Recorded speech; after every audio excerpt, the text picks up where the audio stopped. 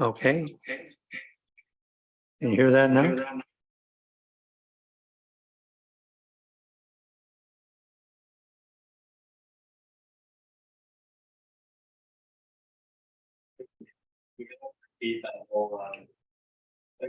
Introductions. Okay, well, first of all, today's meeting is being live streamed and recorded on the Township of Muskoka Lakes website and YouTube channel.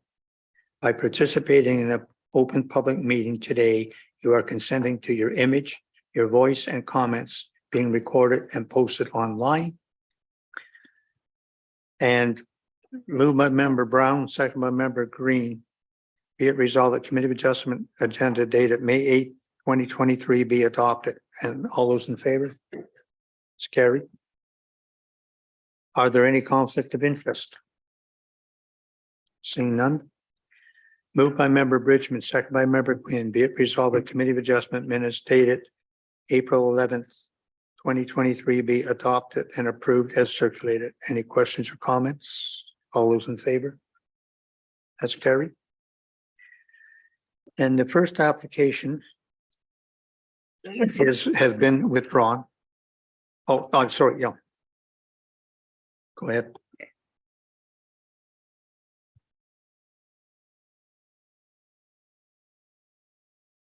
Okay. Good morning, everyone, and welcome. It's required that I make a few statements and then I'll explain the hearing process. This electronic hearing is being held in accordance with Section 238 of the Municipal Act 2001 due to the COVID-19 pandemic.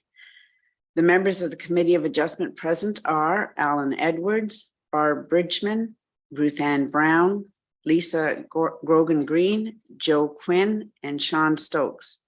I confirm we have a quorum. I can also confirm that senior staff and planning staff are present. Public input on this May 8th, 2023 agenda was invited at the following email address, planning@muskokalakes.ca. Now I will explain the hearing process. The planner will provide an explanation and purpose of the application, the date the notice was circulated, and planning staff's comments. All internal and external submissions were sent to committee members on Thursday, May 4th, 2023. The planner will present any submissions received after this date. The committee will then hear from the applicant or the applicant's agent if they wish to add any information or to substantiate their proposal. Please provide your name, mailing address, and postal code for our records. The committee will hear from those in support of the application and those in opposition to the application.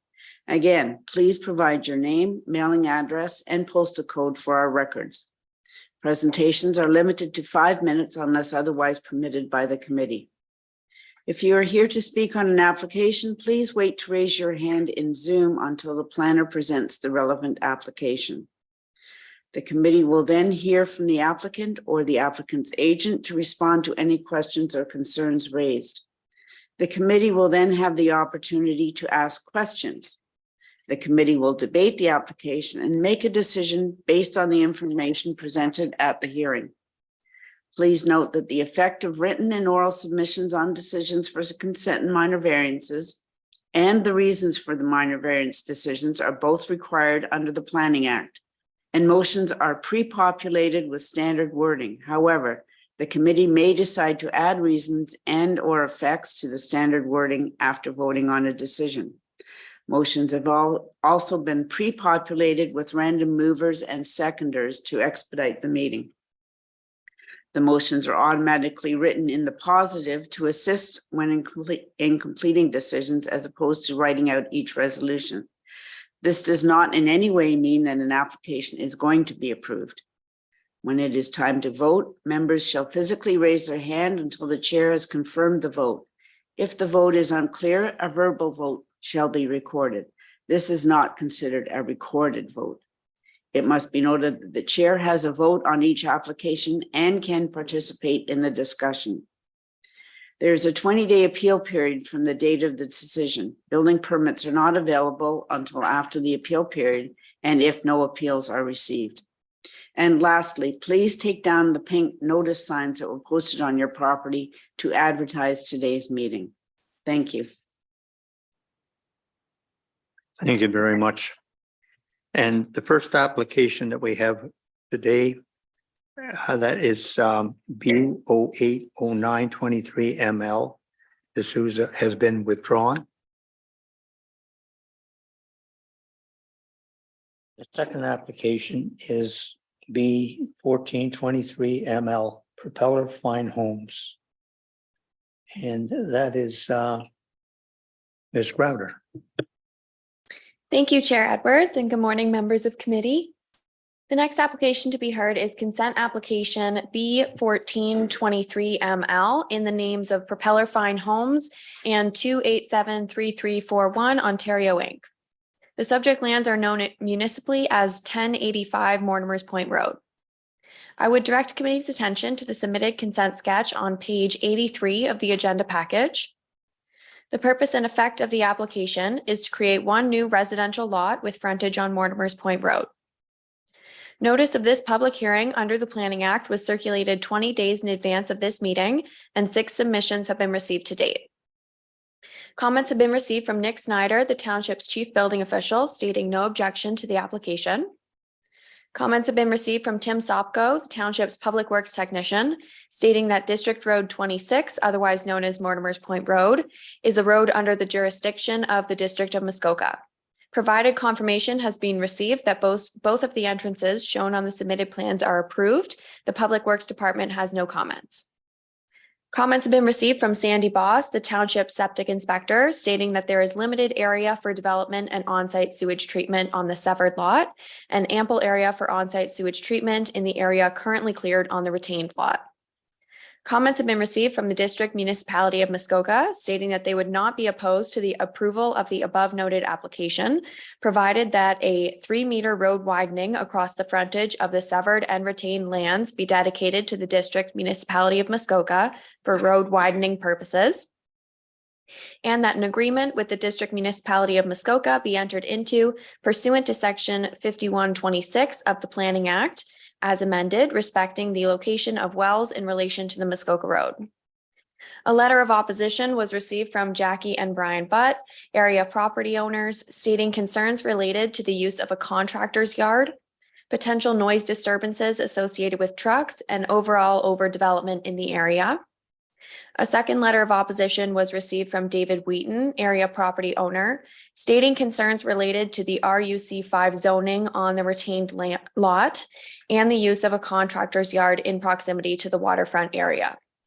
David has requested that a condition of the severance be that both parcels be rezoned to RU2, or that restrictions be put on the retained lot to regulate what the use of the RUC5 zoned portion of land can be used for.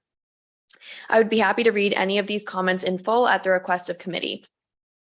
Staff have prepared a detailed report for committee's consideration and have recommended that the application be approved subject to standard conditions of consent and the following: that a consent agreement be entered into and registered on title under Section 5126 of the Planning Act, wherein the applicant owner agrees to implement the recommendations of the scoped environmental impact study prepared by Riverstone Environmental Solutions Incorporated, dated January 2023, and that a zoning bylaw amendment application be approved to prohibit buildings and structures within 100 feet of the identified wetland feature on both the severed and retained lots.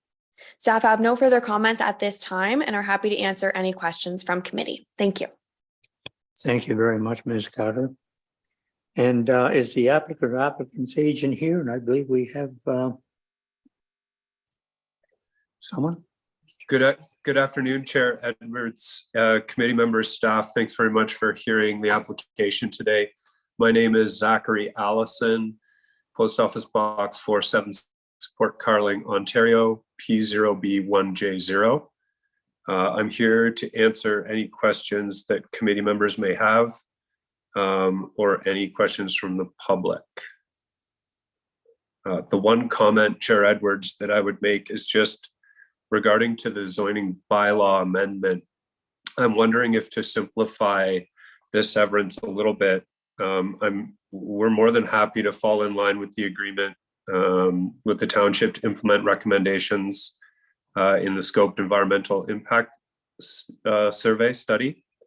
I'm just wondering if we need to go through the zoning bylaw amendment. A lot of the restrictions are stated in the environmental impact study. I'm wondering if an agreement with the township would be sufficient rather than going through a zoning bylaw amendment to have the restriction 100-foot setback. We've included that 100-foot buffer within the consent sketch to show that we're more than happy to abide by that. Just wondering if we need to actually have that zoning bylaw amendment. Would planning staff like to answer that? Mr. Sharp. Through you, Chair Edwards, and good morning, Mr. Allison. Good morning, committee.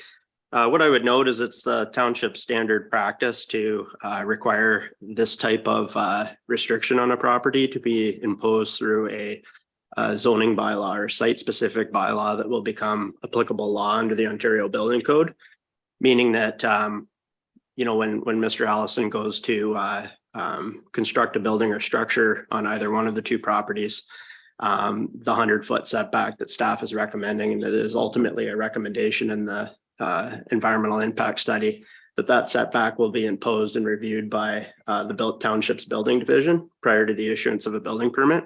If it's just strictly imposed through an agreement, that agreement isn't applicable law under the Ontario Building Code, and ultimately it's just an agreement, and it would be the township's responsibility ability to enforce that agreement. So I think just to be consistent, you know, staff's recommendation is in line with what we've done in the past, but we're of course in committee's hands. Thank you. Thank you very much. Does that answer your question, sir? It does. I understand the staff's reasoning for the zoning bylaw amendment. Okay, thank you. Is there anyone else here wishing to speak in support of this application? Anyone in opposition? Yes. Okay, thank you.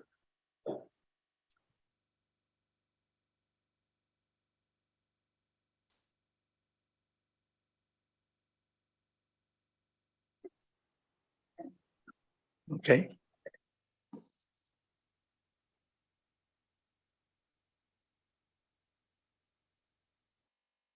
Okay, go ahead. Okay, is that Mr. Wheaton or Mr.? Okay. Mr. Butt, go ahead.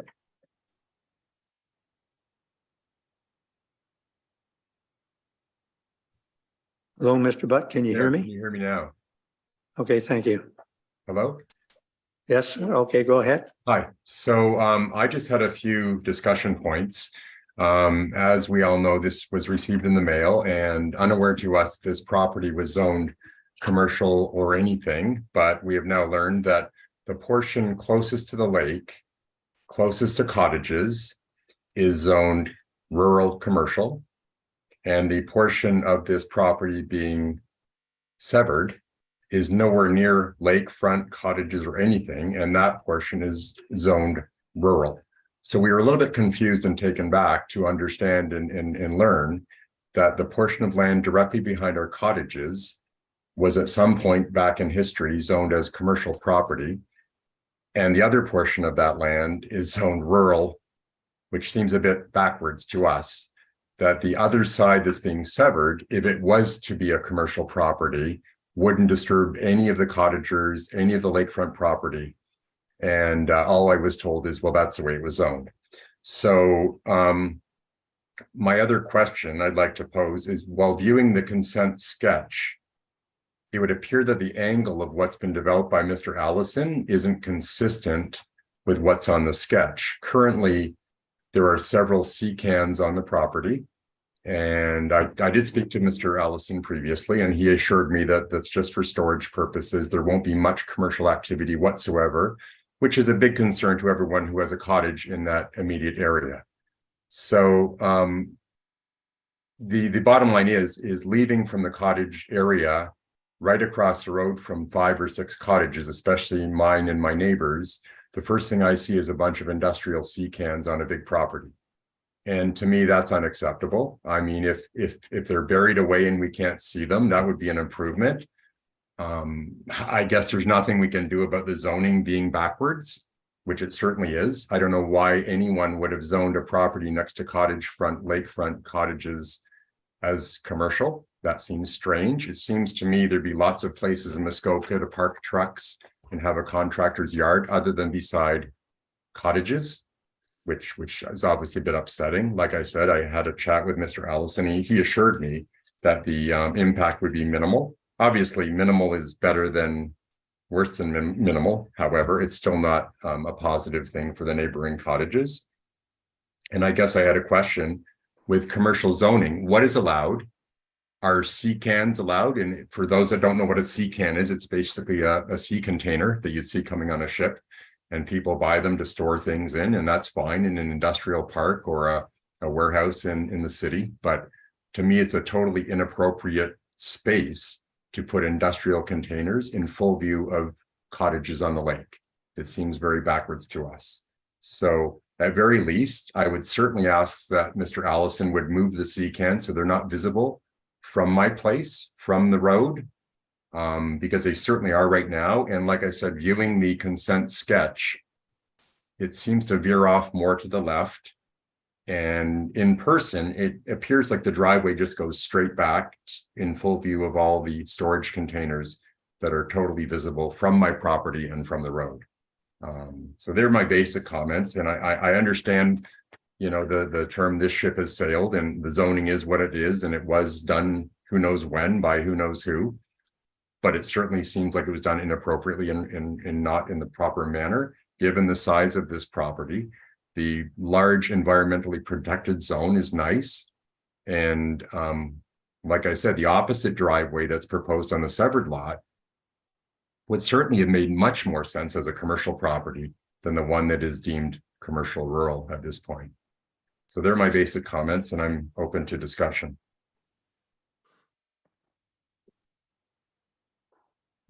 Thank you very much. And Mr. Butt, is there anyone else wishing to speak on this? No, okay. Are there questions from the members? Well, and I still did have a question, if I'm still on, about what's allowed, and it is. Oh, I'm sorry. No. My question, I don't know how the process is, or the questions have been answered that I just posed, but my main question was, what is allowed on this commercial property? I know it can't be rezoned, or as far as I know, it can't be rezoned at this point in time. But what exactly is allowed on a contractor's yard, a commercial property? And yeah, like, is storage of things in industrial sea cans allowed? Is that something that's appropriate and allowed? And if it is, certainly at very least, I would certainly ask Mr. Allison if he could potentially move them out of line of sight, which would be a lot more appealing than when, you know, I'm visiting my cottage and having visitors, and the first thing I see, it looks like an industrial, you know, complex right behind a Okay. cottage. Who on staff would like to answer that? Through you, Chair Edwards. The zoning bylaw does contain a definition of a contractor's yard, and it speaks to construction, mechanical, electrical, structural, plumbing, or landscaping contractors to store, maintain, or repair construction equipment and material. So I think that use of the word store would include storage containers being permitted on the lot. I was out to the property, and there is a healthy buffer of trees along the road. I believe the closest point of the yard is 70 feet from the front yard lot line. So I wasn't able to see the storage containers until I was driving into the lot, but I believe that given this definition, the storage containers would be permitted. I can see them from my property, so I'm sure you just weren't looking in the right direction. Okay. And that, Mr. Sharp. You, Chair Edwards, and good morning, Mr. Butt, and thank you, Ms. Crowder, for your comments. Just a elaborate a little bit. The storage containers are regulated through zoning, so they would need to comply with all of the required setbacks. And as Ms. Crowder had indicated, the storage of construction equipment and materials is permitted within the rural commercial land extensive RUC5 zone. So those containers, it looks like, they've been placed on the property for that purpose. And just to further comment with regard to Mr. Butt's question, he had a question, I think more generally with respect to what the permitted uses are within that zone. So I can go over them if you'd like. Automobile sales establishment, automobile service station, building supply yard, contractor's yard, kennel, landscaping center, marina, private club, recreational establishment, recreational vehicle and equipment center, riding stable, service shop, and veterinary clinic. Those are the main uses. And then accessory to that would be a convenience store, residential dwelling unit, office, open space recreation, parking areas, parking spaces, retail store, service shop, and storage facilities. So those are the uses, both main and accessory, that the bylaw permits on the property today with that zoning. Thank you very much, Mr. Sharp. And I hope that answers your question, sir. Now, are there any comments or questions? Yes. Just wondering if. Sorry, can I ask a further question? Sorry. No, sorry, I've turned it over to the committee now. I'm just wondering if in the course of Mr. Butt's conversations with the other property owner, if you've had any conversations about somehow minimizing the visual impact to you and other residences, and if there's anything that they'd be willing to do. That's for you, Mr. Butt. Can you hear me now? Yes. Sorry, I thought I was told I can't speak anymore. No, So- I said you can't ask any more questions, but you can, if somebody asks you a direct. I understand. Okay, I understand the protocols. So basically, not that I'm representing the 5 cottages there, but basically that's what I'm doing today. We've all had discussions, and like I said, we've all been good neighbors of each other, and we hope that the new person running the lot across can work in with our neighborhood. Obviously, it is what it is. The only request we've all had is, and I know it was stated that you can't see them, but you can. You can see the storage units from the road. You can see them from my property if I look up my driveway. And it would be nice if they were not in full view. I know down the way, it is all hidden and there's a buffer zone and he's building a bit of a burn, and I appreciate all those things. I just wish, and I don't know if the actual layout of the contractor's yard is the same as on the consent sketch. Because to me, it looks like the driveway in is pretty straight lined. And behind that straight line, I can see several sea cans. And then when I look on this sketch, if they were tucked away into the back portion of the contractor's yard, I don't think they'd be as visible. So I don't know if Mr. Allison is able to move them in a position where they're not as visible. That would certainly be more desirable than the current situation. I mean, our biggest concern is noise and disruption, obviously, and that will remain to be seen how that works out for the people on our area. But initially, right now, given I understand there's nothing we can do to stop this being a commercial property, at least if it is, I'd rather have it out of sight than the current situation where it is very visible from our location. Okay, thank you. And I'm going to ask Mr. Allison if he would like to comment on that. Is there anything that you can do to hide those sea cans? Thank you, Chair Edwards. I did have a conversation last week with Mr. Butt. I thought the conclusion of our conversation that everybody's fears seem to be alleviated. We have committed to using that area just really as a storage facility for now. There's no real intention for any heavy commercial use there. To speak to Mr. Butt's commentary on the shape of the cleared area, Mr. Butt, we actually cleared less area than was proposed on the application with the town when we sent in this sketch. So the area that is cleared currently is a little bit smaller than the proposed area. The angle of the driveway came in slightly differently than on the sketch shown, but that was to do with the bedrock in the location, as well as where the district wanted the culvert to go in the municipal ditch.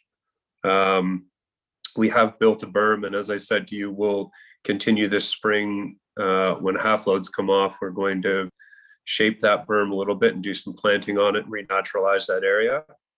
We have tried to position the sea cans in the back corner of the property so that they are out of view of the majority of the roadway. There is a small area where you can see in the driveway to the back of the contractor's yard. I'm not sure, because of the location of the yard, how we're ever going to be able to completely hide the sea cans, but we'll certainly commit to keeping the property tidy and organized, and make sure that we're being as good neighbors as we can be. Thank you very much. And Member Bridgman. Okay, thank you, Chair Edwards. This may be a little out of the norm, but I'm listening to the neighbors' complaints, and I understand this has been approved this way, but is there any way that, and I know this has to go to planning, it can't be done here, that Mr. Allison would be accepting of flipping these zones as was suggested? And I understand you've done some work on your contractor's yard or whatever, but I'm thinking going forward, you actually have more space to work with in the RU2 zone with that buffer than you do in this zone going forward if you ever wanted to expand it. So I just would like to know if you would be open to flipping these zones, and then I believe, Mr. Sharp, it would have to go back to planning. We don't have that ability here to do this, I do not believe. So that's to you, Mr. Allison. Is that even an option? Thank you, ma'am. The current retained lot area is going to be 12.85 acres, whereas the severed lot is only 6.3 acres. So the severed lot, currently the RU2 lot, is considerably smaller than the RUC5 lot. So it would drastically reduce the development potential. There's also a more level, approachable area on the west side of the property that's currently zoned RUC5. There'd be quite a bit less impact to the environmental area. On the RU2 zoned lot, there's quite a steep hill that comes down from a high plateau that would be pretty hard to put any kind of contractor's yard or business on. I know in speaking with the town and the planning, they weren't really interested in rezoning any of this. They agreed that there was already a natural severance in place with the EP1 land, and that retaining the RU2 zone on the east and the RUC5 zone on the west seemed like the most appropriate way to complete the severance.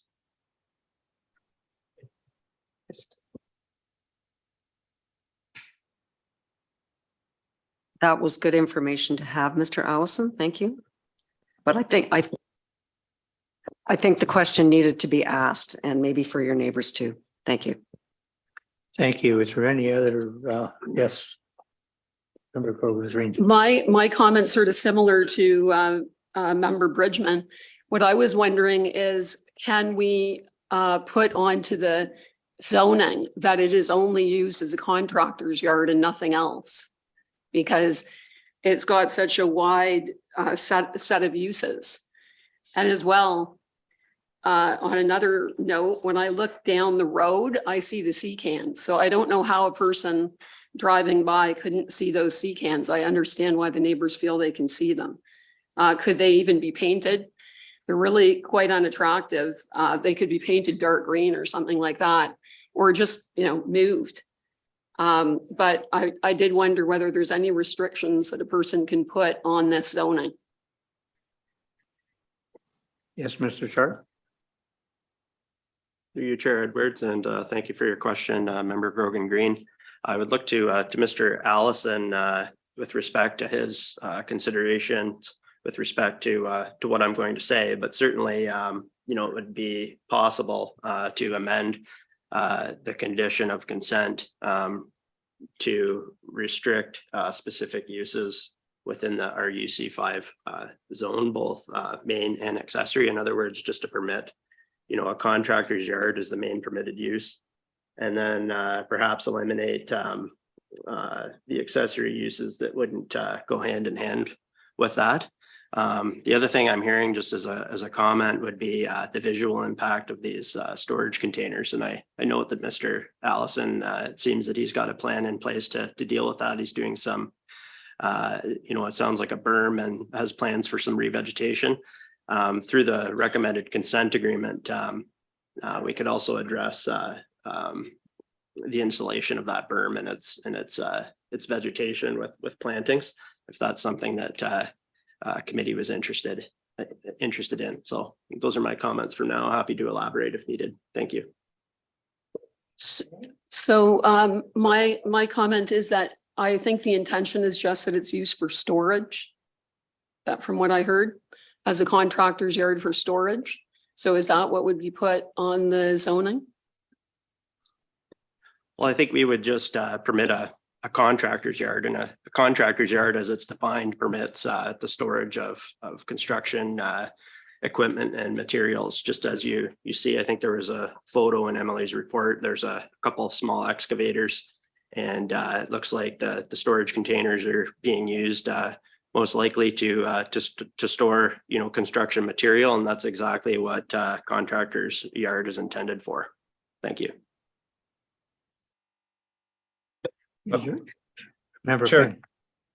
Quinn. This is Drew. I just wondered if some of the plantings couldn't be like right now it's all, it's a time of year where you can see through the bush pretty good, and there looks like it's all hardwood or leaf trees in the front. If we could, on that replantings, if we can go to something like a hemlock, that would be a lot more, it would give it a year-round coverage from what goes in there. So if some of the plantings could be of evergreen, I think that that would be very wise. Anyone else? Yes. Chair Edwards, if I may. Thank you, Chair Edwards. I would like to acknowledge Mr. Allison here so he can answer that question. Please. Thank you, ma'am. Chair Edwards and committee. I guess my question is, my understanding was that this wasn't an application about rezoning any of the property. It was an application for severing off a part of the property. And I'm just concerned as a landowner for future value of a property, if through this severance, all of a sudden my RUC5 zoning has become obsolete and I'm restricted now to only having a contractor's yard. When I look at this property as a long-term investment, I don't plan on working for the rest of my life. And at some point, because this property is owned by my business, we would either be looking to sell the property or we'd be looking to sell the property with the business. I'm just having a hard time grasping the heavy restrictions being put on the property as part of a severance. As it stands right now, without the severance application, any of those RUC5 uses could be applied for simply through a building permit application. So I'm a little worried as to the value of that property as a landowner if there's those heavy restrictions placed on it. I'm more than happy to abide by the 100-foot setback from the environmental and the rest of the environmental impact study. But I'm just concerned about having the usage of the property that heavily restricted. Thank you. Through you, Chair Edwards. I agree with Mr. Allison. Actually, this has been zoned this way for 35 years, 40 years. And I wouldn't want to put that restriction on a landowner either, but I certainly would support somewhere in the vegetation that we completely hide those storage bins. So that's the only change I would make to the motion. I think hiding them to Mr. Member Quinn's comments is what I would support. Are there any other comments?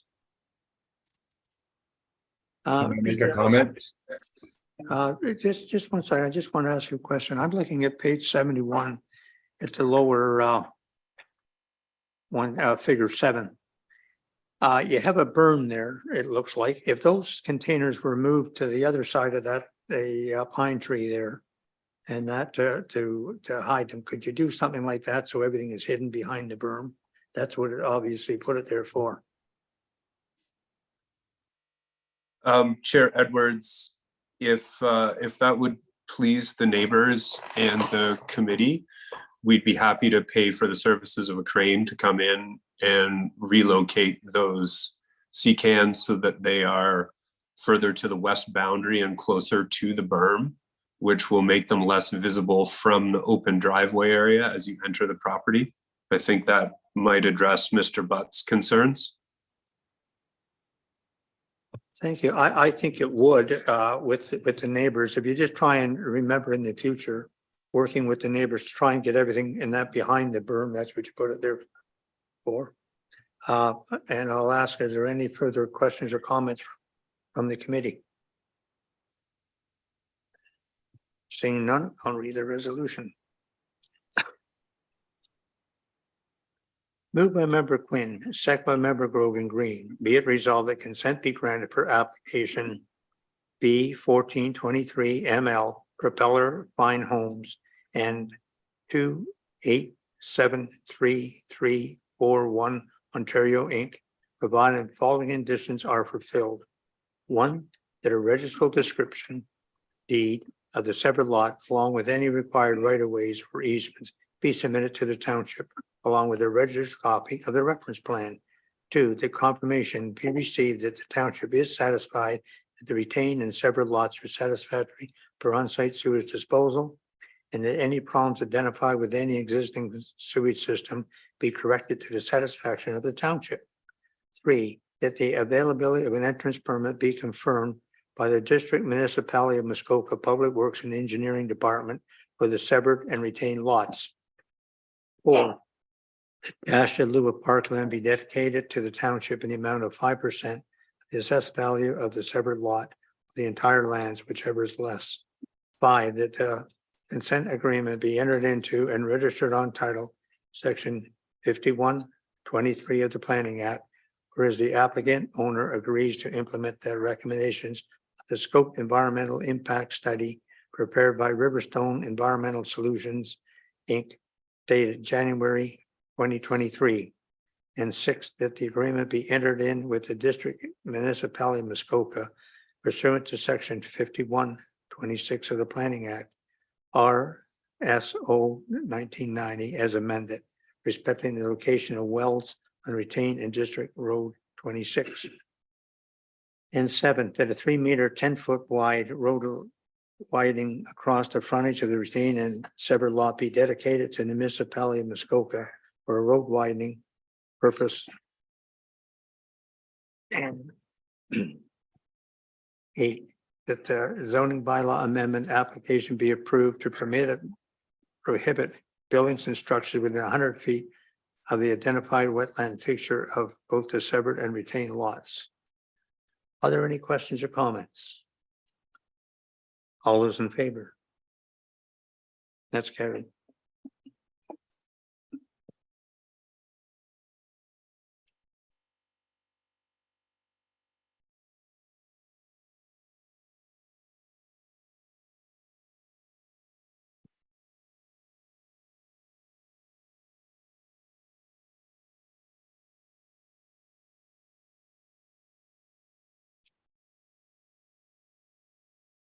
And the next application is A 9122 Horrocks, and that is Miss Gilgan.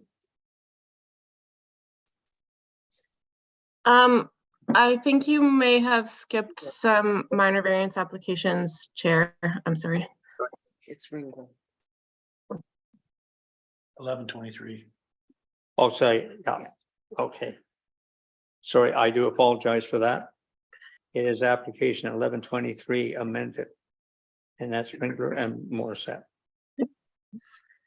Go ahead. Thank you and good morning, Chair Edwards and committee. The next application to be heard is minor variance application A-1123 in the name of Ringler and Morissette. The subject lands are known municipally as 1034 Center Avenue, Unit 1.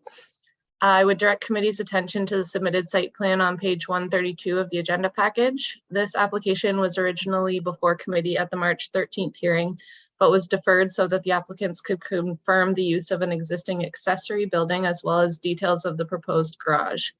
The purpose and effect of this application is to construct a 2-story garage with a storage area in the upper level. Please note the report reads that the upper story floor area is proposed to be around 839 square feet. However, the applicant's designer has been working with staff to reduce this to less than 650 square feet so that the upper story can in future potentially be converted to sleeping cabin space. An additional request has also now been included in the application, the purpose and effect of which is to construct an addition to the 2nd story of the existing dwelling. Notice of this public hearing under the Planning Act was circulated 12 days in advance of this meeting, and no submissions from neighbors or members of the public have been received to date.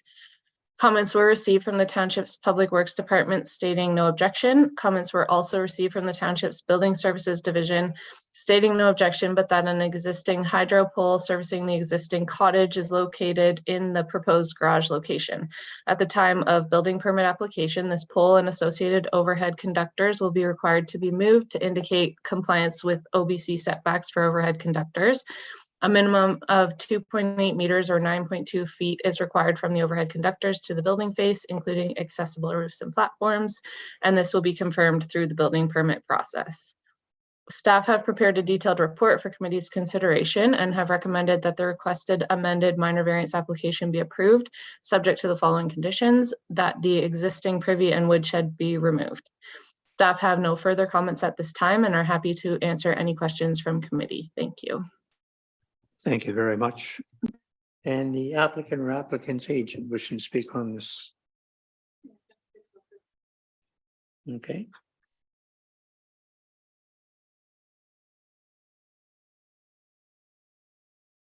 Good morning. I'm Jessica Coker from Due North Design and Drafting, 5 River House Lane, Huntsville, Ontario, P1H OJ1. So good morning, Chair and committee members. Thank you for hearing our application again. My client's primary need at this time is storage for the boat and ATV, all the cottage activities. They wanted to utilize the footprint of the garage for additional loft storage space at this time.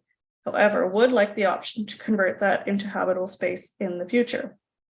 They have 2 teenage kids that are thinking down the road when they have families and want to have a space for them. As Lisa mentioned, since our previous meeting, we have reduced the size of the 2nd floor area to 650 square feet to comply with the maximum permitted area for a sleeping cabin, despite the discrepancy noted in the report. Regarding the other accessory structure on the property that was previously labeled as a shed on the site plan, we've now labeled it as a cabin, although it has primarily been used as a storage shed. They've told me it's maybe been slept in less than 5 times in the last 10 years. There's no plumbing, it's not heated or insulated. We had called it a shed because that's what it's mainly used for. However, since our first hearing, we have learned that on a previous site plan agreement, it was labeled as a cabin, despite the current owners using it for storage. We have had discussions with Lisa regarding the steps we would need to take for a change of use to recognize it as a shed before converting the 2nd story storage into habitable space. My clients have no need or desire for 2 cabins, as they would just like one that has plumbing and heat. And given the age of the existing cabin, it didn't make sense to make those upgrades. Regarding the cottage renovation, after our initial application was heard, we realized that their proposed renovation to the cottage would also require relief, given that it's 24 feet from the shoreline. We're converting an existing 2nd story balcony into enclosed heated space. We are not changing the footprint or the overall height of the cottage. No vegetation is being removed, and there will be no change in visual impact to the shoreline. I don't think I have anything else to add at this time, but I'm happy to answer any questions. Thank you very much. Is there anyone else here wishing to speak in support? or opposition? The owner is here. Okay, would the owner like to say something? I don't believe they are here. They're here. Okay, no, that's fine. Other questions from the members? Yes. When we deferred this in March, I can't remember if there was letters for or against from any neighbors that maybe didn't get carried forward, but if there was, I'd like to hear what the concerns were, if some of those were met.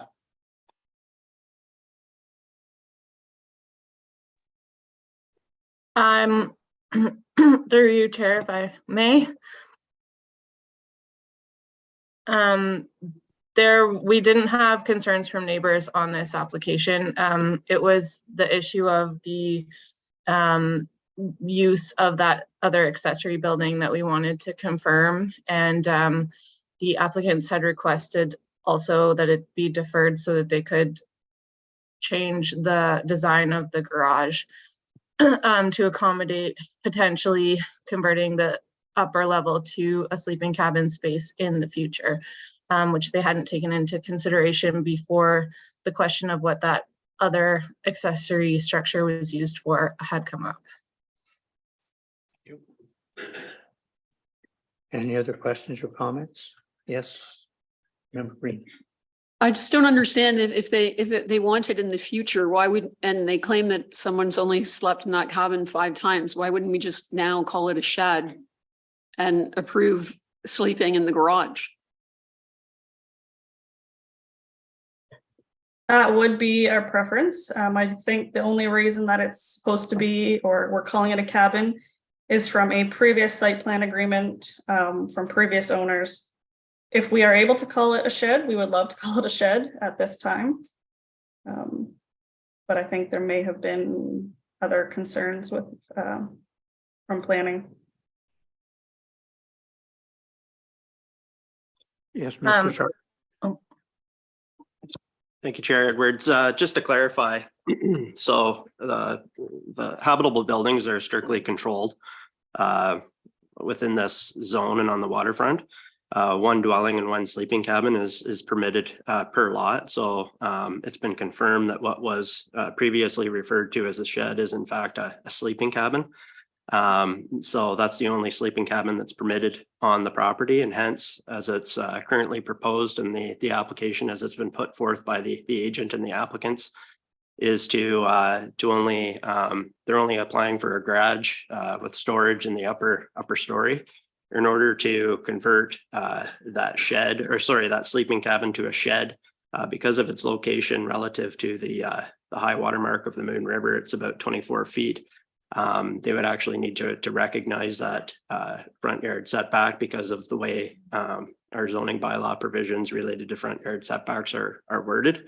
Or alternatively, they could move the building altogether, or they could potentially relocate it in compliance with zoning, which would likely necessitate a further variance from lot coverage requirements. So, those are the really the options that are in front of the applicants, and this is how they've decided to proceed at this time. So, I just remind committee that ultimately what's in front of you is a request for lot coverage.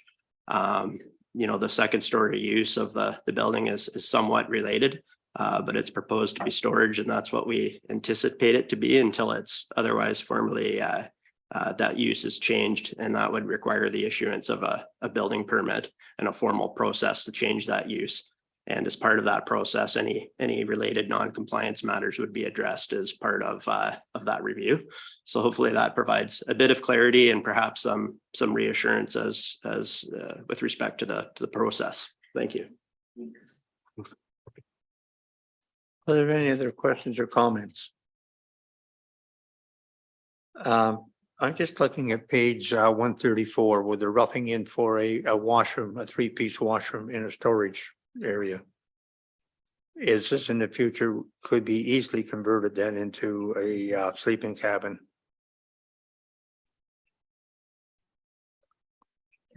Yes, would you like to answer that?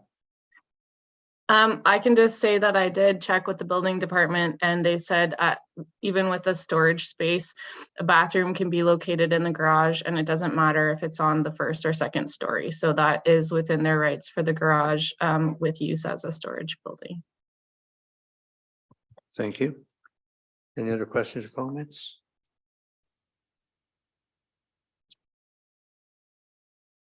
Second member Stokes, be it resolved that amended application A 1123 Ringler and Morissette to construct a second-story dwelling addition and a two-story garage with a storage area in the upper level is hereby approved with the following variances being granted to permit a lot coverage of 3,815 square feet or 8.6% over the area of the entire lot, to permit a lot coverage 3,815 square feet or 8.8% over the area of the lot within 200 feet from the high water mark. 3, to permit a second-story dwelling addition to be 24 feet at the closest point from the high water mark. These variants are granted as shown on the plan attached to the notice of decision and are subject to the following condition. 1, that existing privy and woodshed not shown on the submitted site plan be removed. Any questions or comments? All those in favor? That's carried.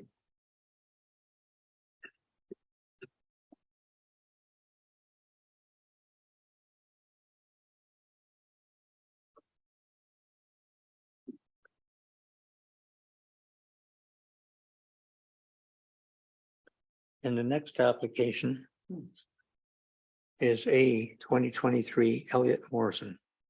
And that's Ms. Crowder. Thank you, Chair Edwards.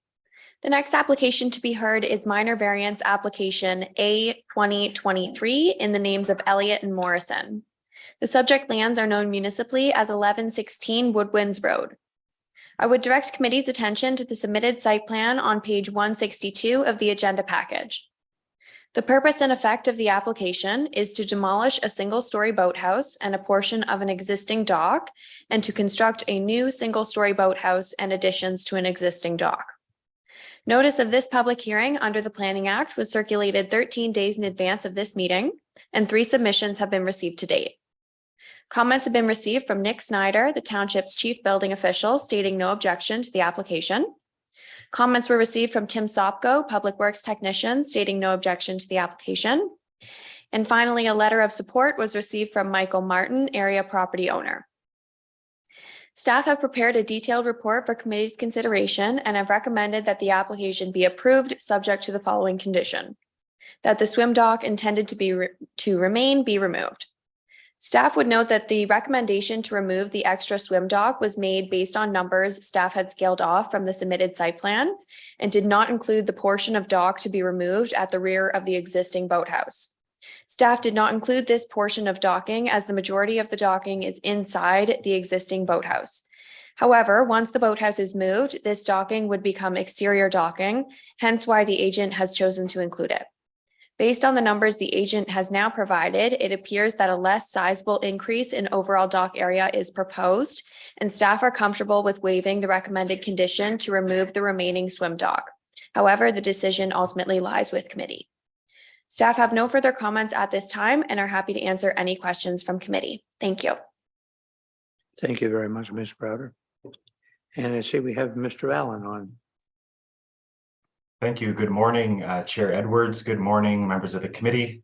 My name is Ryan Allen. I am a professional planner with Planscape, 104 Kimberley Ave, Bracebridge, Ontario, P1L1Z8, and I'm here today to assist Peter Elliott and Catherine Morrison with their proposed variance. I do have a very brief presentation I'd like to share with the committee, if that could be queued up.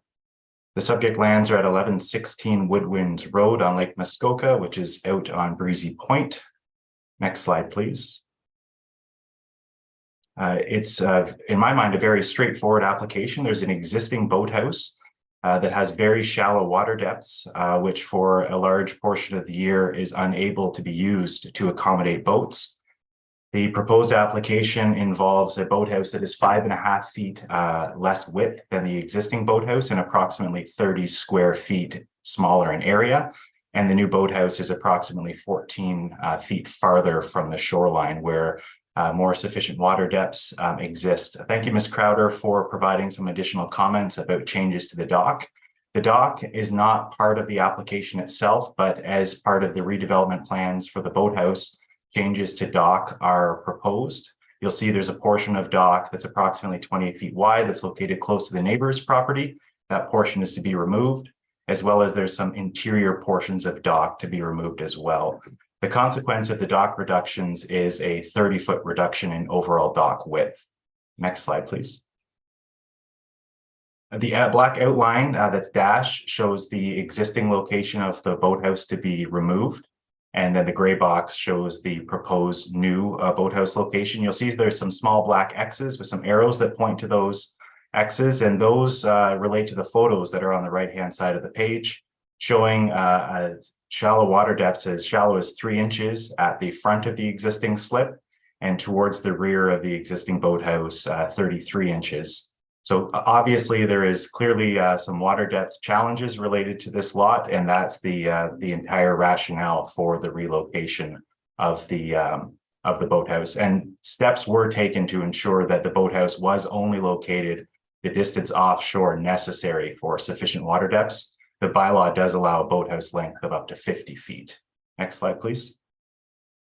In terms of overall improvements being made to the property, I mentioned there's a 30-foot reduction to the cumulative dock width, 5.5-foot reduction to the boathouse width, a almost 30 square foot reduction in area, which results in a reduction of lot coverage, an increase of setback of an existing dock of 6 times the existing setback will now be compliant. The boathouse relocation will allow the boathouse to be used to moor boats. Because we're building over water, no site alteration or tree removal is required. We'll have reduced boathouse width and area along the shoreline, which should help the appearance of the waterfront, and the proposed dock additions fully comply with the bylaw. I'd be happy to answer any questions you have. Thank you.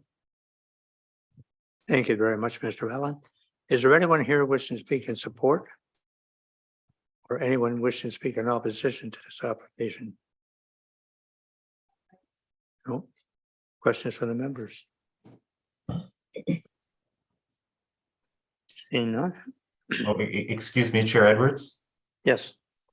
Catherine Morrison is has been brought into the meeting.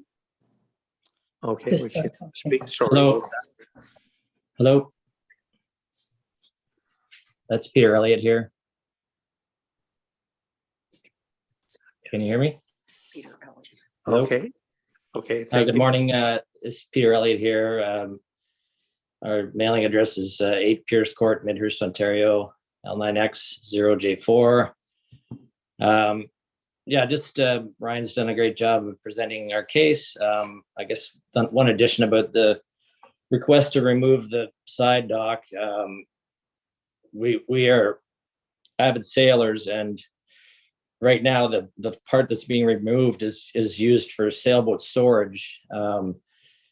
Our cottage faces northwest, and as a sailor, it's quite difficult to land a sailboat unless you put it into the wind. So the wind basically comes straight down our bay. Without that dock, it's really quite difficult to land the sailboats. So my plan would be to turn that dock into a sailboat ramp where it will be removed according to the plan. That's pretty much all I have to say. Thank you. Yes, Mr. Sharp. Through you, Chair Edwards, just before you read the resolution, I just wanted to remind committee that resolutions are worded in the positive, and there's a condition requiring the removal of the dock in question. I think upon receipt of the updated information, specifically the comparator numbers regarding the existing dock relative to what's proposed, I think we're comfortable allowing the dock to remain. I just wanted to note that just for your consideration going into the resolution. Thank you. So when I read the resolution, what you're saying is the swim dock intended to be removed. Is that what you said? So we just don't read that part? Well, I think that could be struck from the resolution at the appropriate time. Like I said, I just wanted to remind you. Okay, thank you. I'll ask the committee, do you mind having that struck? Oh, everybody in favor? Okay, I'll just strike it around so I don't read it.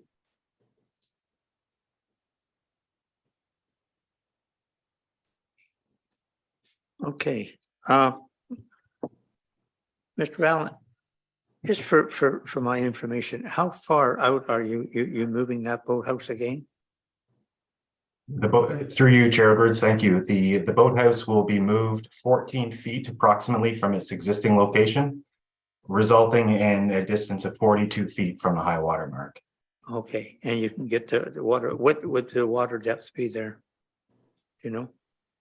The water depth at the relocated position will allow for 33 inches at the bow of the boat. So this would be at the back of the boathouse or the Okay. front of the boat slip in the boathouse.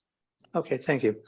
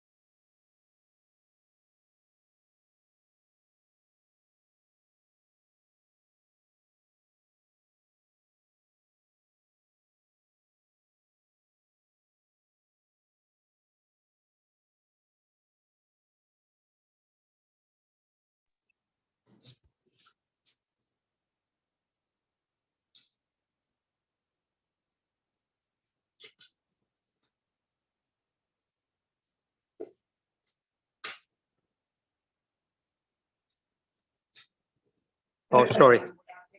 Okay, sorry. So that's the only issue then, sorry. Might want to reread that. Yeah, okay, so we're going to unfinished business. And we're going to 8322 land. And that is Ms. Gilligan again. Get Do the whole thing. Take your video off. The resolution.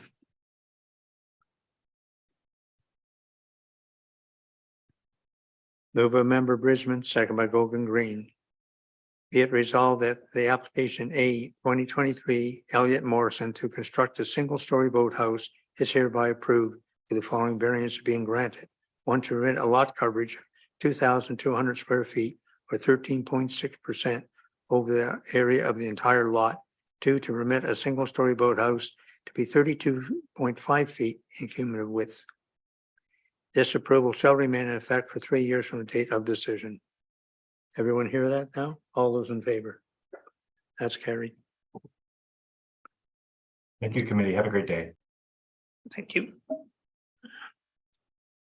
Next application, we're going to unfinished business, and that's A 8322 land. And that is Ms. Gilligan. Thank you, Chair Edwards and committee. Returning as unfinished business is minor variance application A-8322 in the name of land. The subject lands are known municipally as 1272 Dawson Road. I would direct committee's attention to the submitted site plan on page 173 of the agenda package. The purpose and effect of this application is to permit an extended length of a dock. Notice of public hearing under the Planning Act was initially circulated on November 29th, 2022, and the application was heard at the December 12th, 2022 Committee of Adjustment meeting. At the December meeting, the committee adjourned the application for a decision to be made at a later date so water levels at the site of the proposed dock extension could be confirmed. An Ontario land surveyor provided information to the township on how water depths are measured in relation to water levels and provided drawings outlining the depths of the lake bed in relation to the high water mark at the site of the proposed extension. No neighbors or members of the public contacted the township in relation to the application in advance of this meeting. The property owner has submitted a delegation request for today's meeting. Comments were received from the Township of Muskoka Lakes Building Services Division and the Township Public Works Department stating no objections.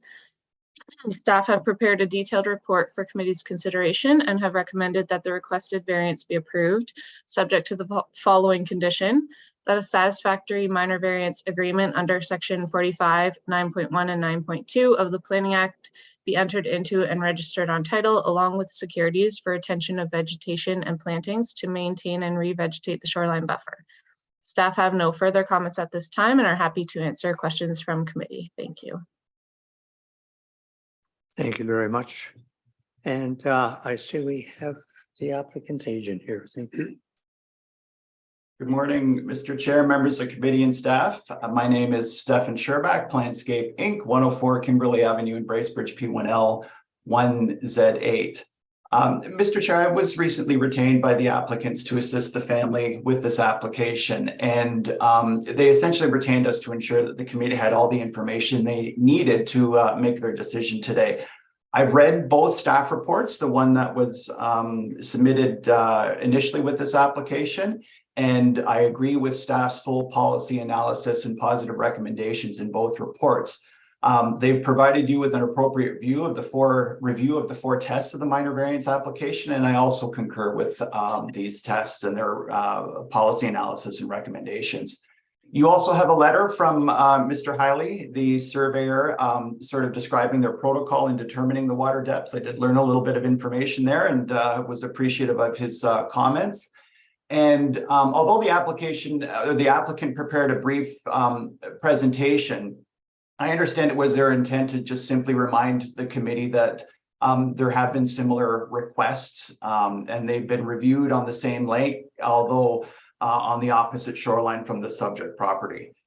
The applicant is agreeable to the noted condition, and Mr. Chair, in conclusion, our client would respectfully request committee's favorable consideration of this application today. Thank you. Is there anyone else to speak in support of this application? Anyone? Is there anyone? Anyone wishing to speak in opposition to this application?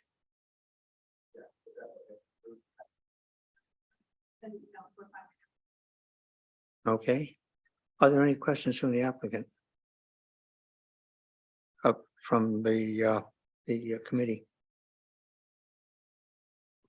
I have one to Mr. Allen. I'm looking at page 175. And at the end of the existing dock, it's 1.4 meters, which would be roughly 54 and a half inches of water.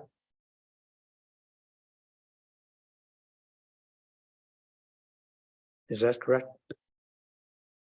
Mr. Szczerbak? Sorry about that. Yes, the surveyor has provided a depth of 1.4 meters. My conversion is likely similar to yours. Yes, sorry. Yes. Through you, Chair, I just wanted to clarify that the surveyor sketch that's been provided is in units of feet, not meters. So the numbers that you're seeing on the sketches are in feet, not meters. Thank you. They are. Thank you. Sorry about that. I'm used to the metric conversion. Okay, I thought it was in metric because normally is top scoring. So that is in feet. Okay. And that, so, and that, now I went to, like, I look at all those docks in that area and they're all shorter than that. They don't go at 120 feet. I think there was something submitted on that one there. Mr. Szczerbak, that you had that was showing depths in Arthurly Bay. Yes, the presentation that's in front of the committee is across the lake, sort of showing longer docks in a separate smaller bay. Looking at the subject area and the character of that the subject bay, I did take a quick look, and I think there was one that's probably about 80 or just over 80 feet. And that was my sort of brief measurement there.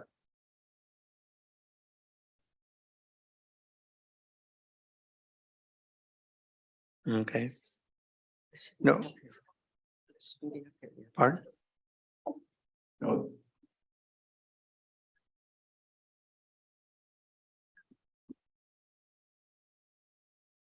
There we go. Yeah, that's not the subject bay, that's No, that's not the subject. That's not the subject land. That's in a completely different bay. What about 2 or 3 kilometers away? right, correct. Yeah, and the intention of the applicants was just to sort of advise the committee that there were similar lengths of dock that were reviewed and approved previously. Okay, thank you very much. Any questions, comments from the neighbors? Nothing from the members, okay? Was there any letters, again, because it's been from a lot of people won't respond to the second. I just wondered what the neighbors had to say when this was put in front of us the first time. If there's any letters for or against at that point. Through you, Chair, no, we didn't receive comments from any neighbors or members of the public when it was first circulated either. And I will ask Mr. Szczerbak, I noticed the other day that that property didn't have a application sign on it. Thank you, Mr. Chair. Yeah, I'm not aware of what may or may not have happened with the sign. Yes. Through you, Chair, just to clarify that this application was in front of committee at an earlier date, and the sign was posted on the property in accordance with the Planning Act at that time. It was adjourned, so there's no need for the sign to be posted on the property. Moved by member Brown, second by member Quinn, be it resolved that application A 8322 land to construct a dock addition is hereby approved with the following variance being granted to permit a dock 120 feet in length. This variance is granted as shown on the plan attached to the notice of decision and is subject to the following condition. One, that a satisfactory minor variance agreement under section 45, 9.1 and 9.2 of the Planning Act be entered into and registered on title along with securities for retention of vegetation and planting to maintain and revegetate the shoreline buffer. This shall remain in effect for 3 years from the date of decision. Any questions or comments? All those in favor? That's carried. Thank you, committee.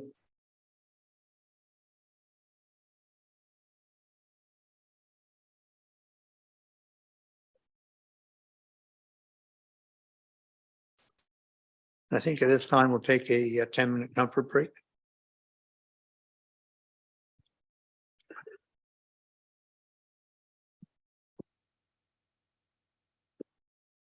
In public here. Pardon?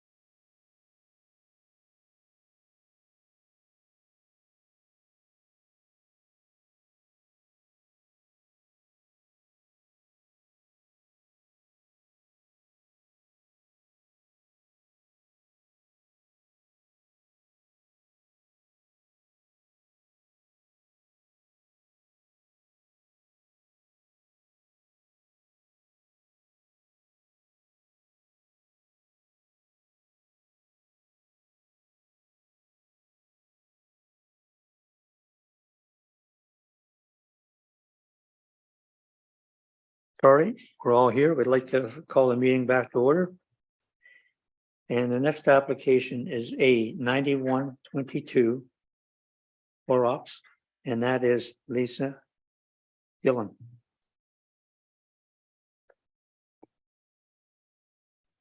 Thank you, Chair Edwards and committee.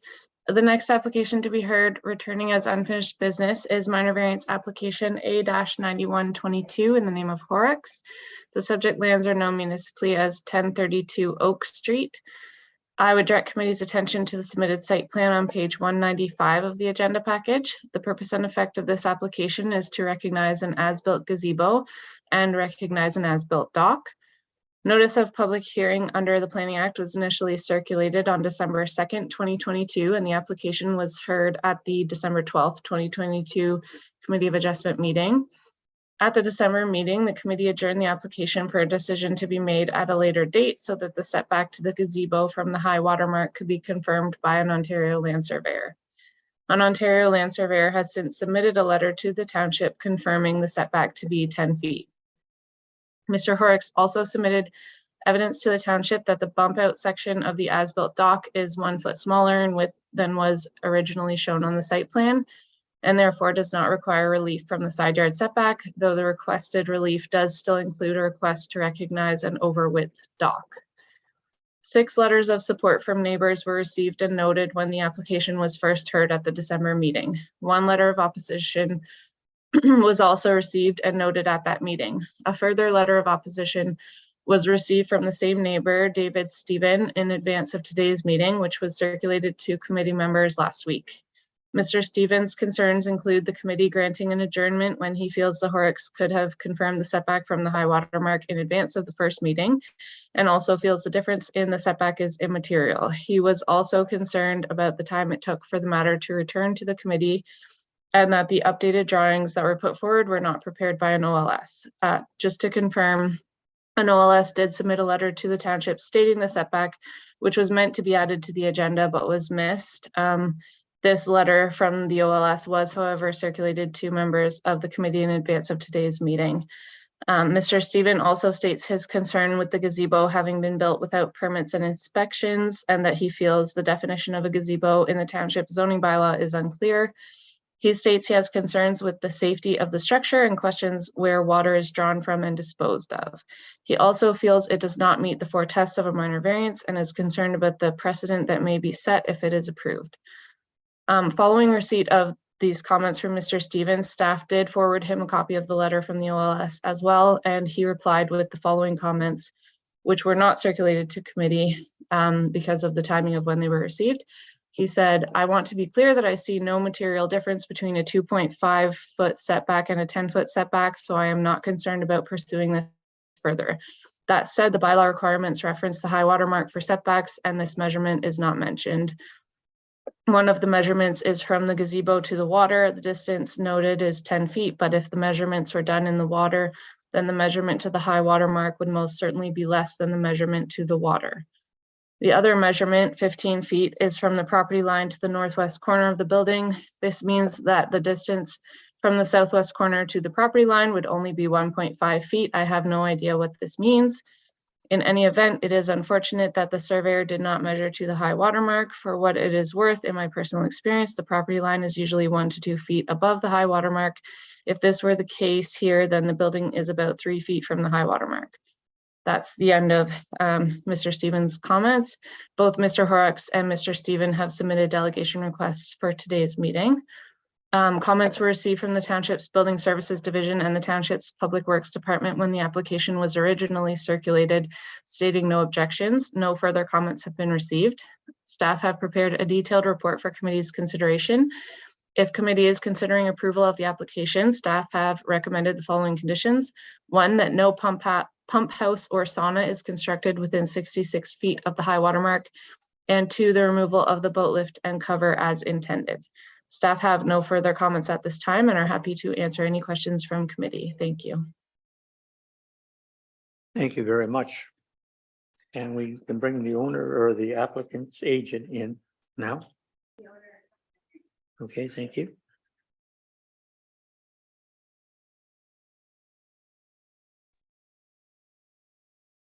Good morning. This is Eric Muntz of the Dakota Group, the authorized agent for the owner. The address is 3 Armstrong Point Road, Port Carling, Ontario, P0B1J0. Merely just here to assist in answering any questions. The owner, Mr. Horrocks, has prepared a detailed presentation that I fully support and should address any concerns. I can confirm that the site plan is fully accurate now, especially with the surveyor's confirmation on the setbacks.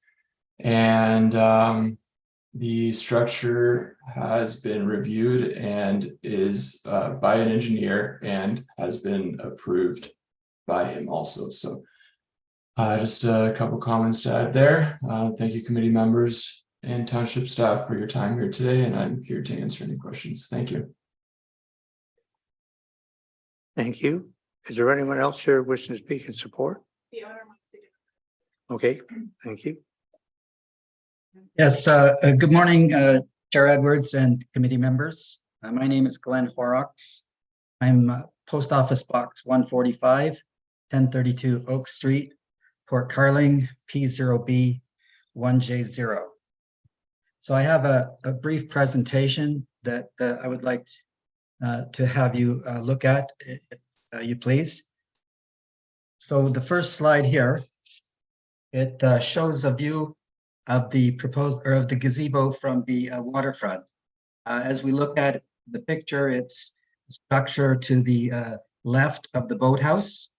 As you can see, it's barely visible from the water. It blends very well into the surroundings, and the purpose is to allow extended waterfront enjoyment during inclement weather, and to allow us to extend the season both ends. It was built just large enough so that it provides coverage over the food prep pizza oven area, and allow for a dining table with seating around the table. The purpose of us purchasing a waterfront property was to enjoy the waterfront. We weren't permitted to build the cottage close enough to the waterfront due to the bylaws in place. At the time, our land was vacant when we purchased it. Next slide, please. So this is a view. So we're closer now to the structure. This is from the end of our dock. So you can still see that it blends very well into the surroundings, and the natural buffer zone, waterfront buffer zone, was left intact, and there were no trees removed at all during construction. Next slide, please. So this is a view standing right at the shoreline. So you can see the steep slope of the bank. So clearly, even if the water were 2 feet above our dock, it would still be well back. The gazebo would still be well back, far beyond 3 feet from the waterfront.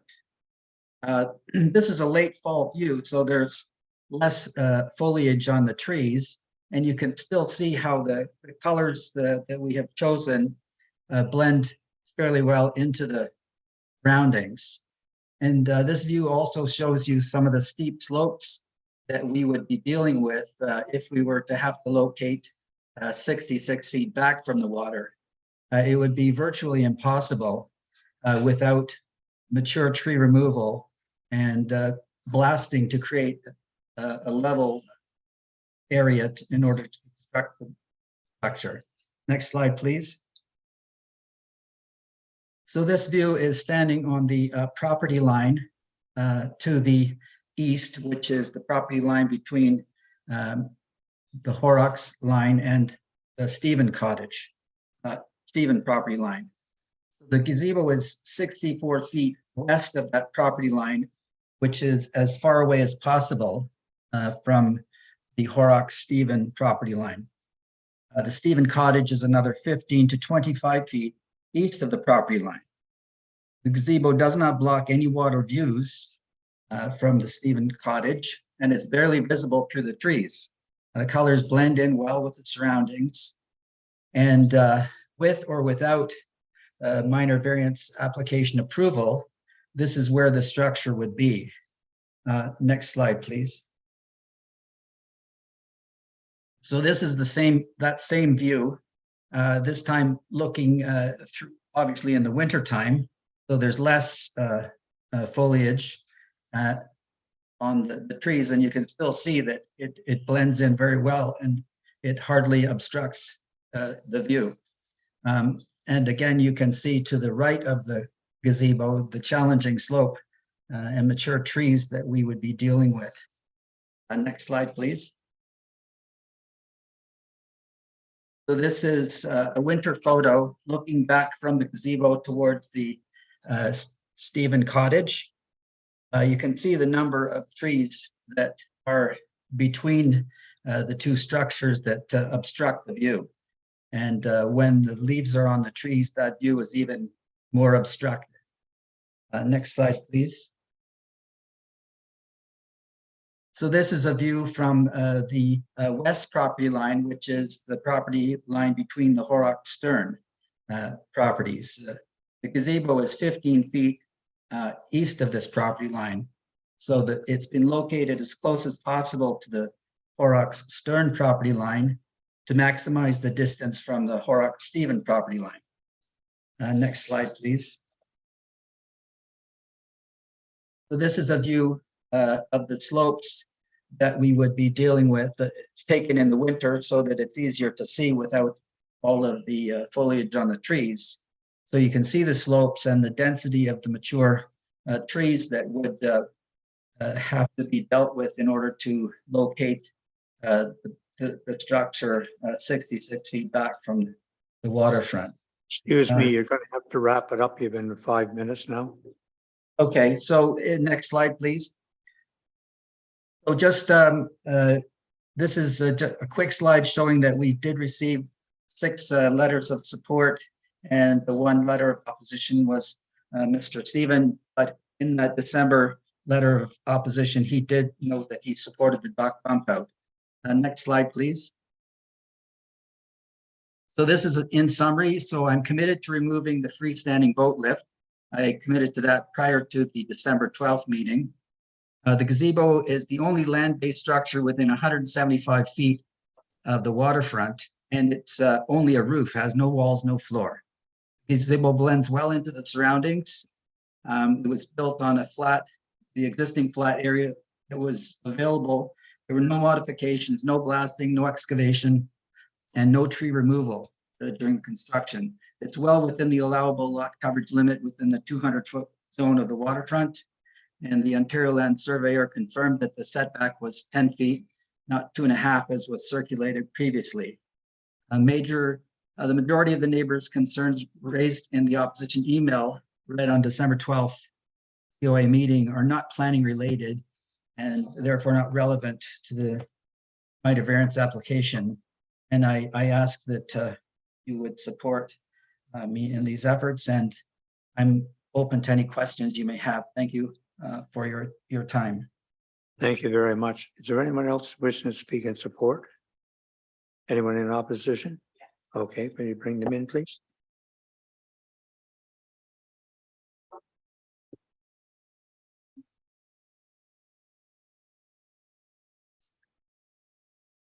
Hi, how are you?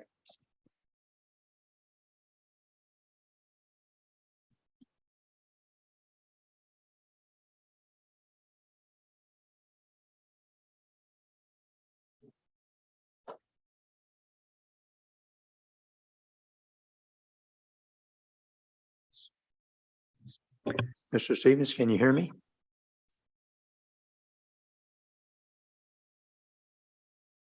Mr. Stevens, can you hear me?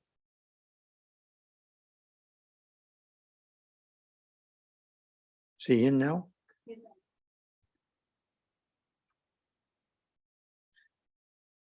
Mr. Stevens? Can you hear me now? I can hear you now, sir. Go ahead. I apologize. Good morning. Sorry.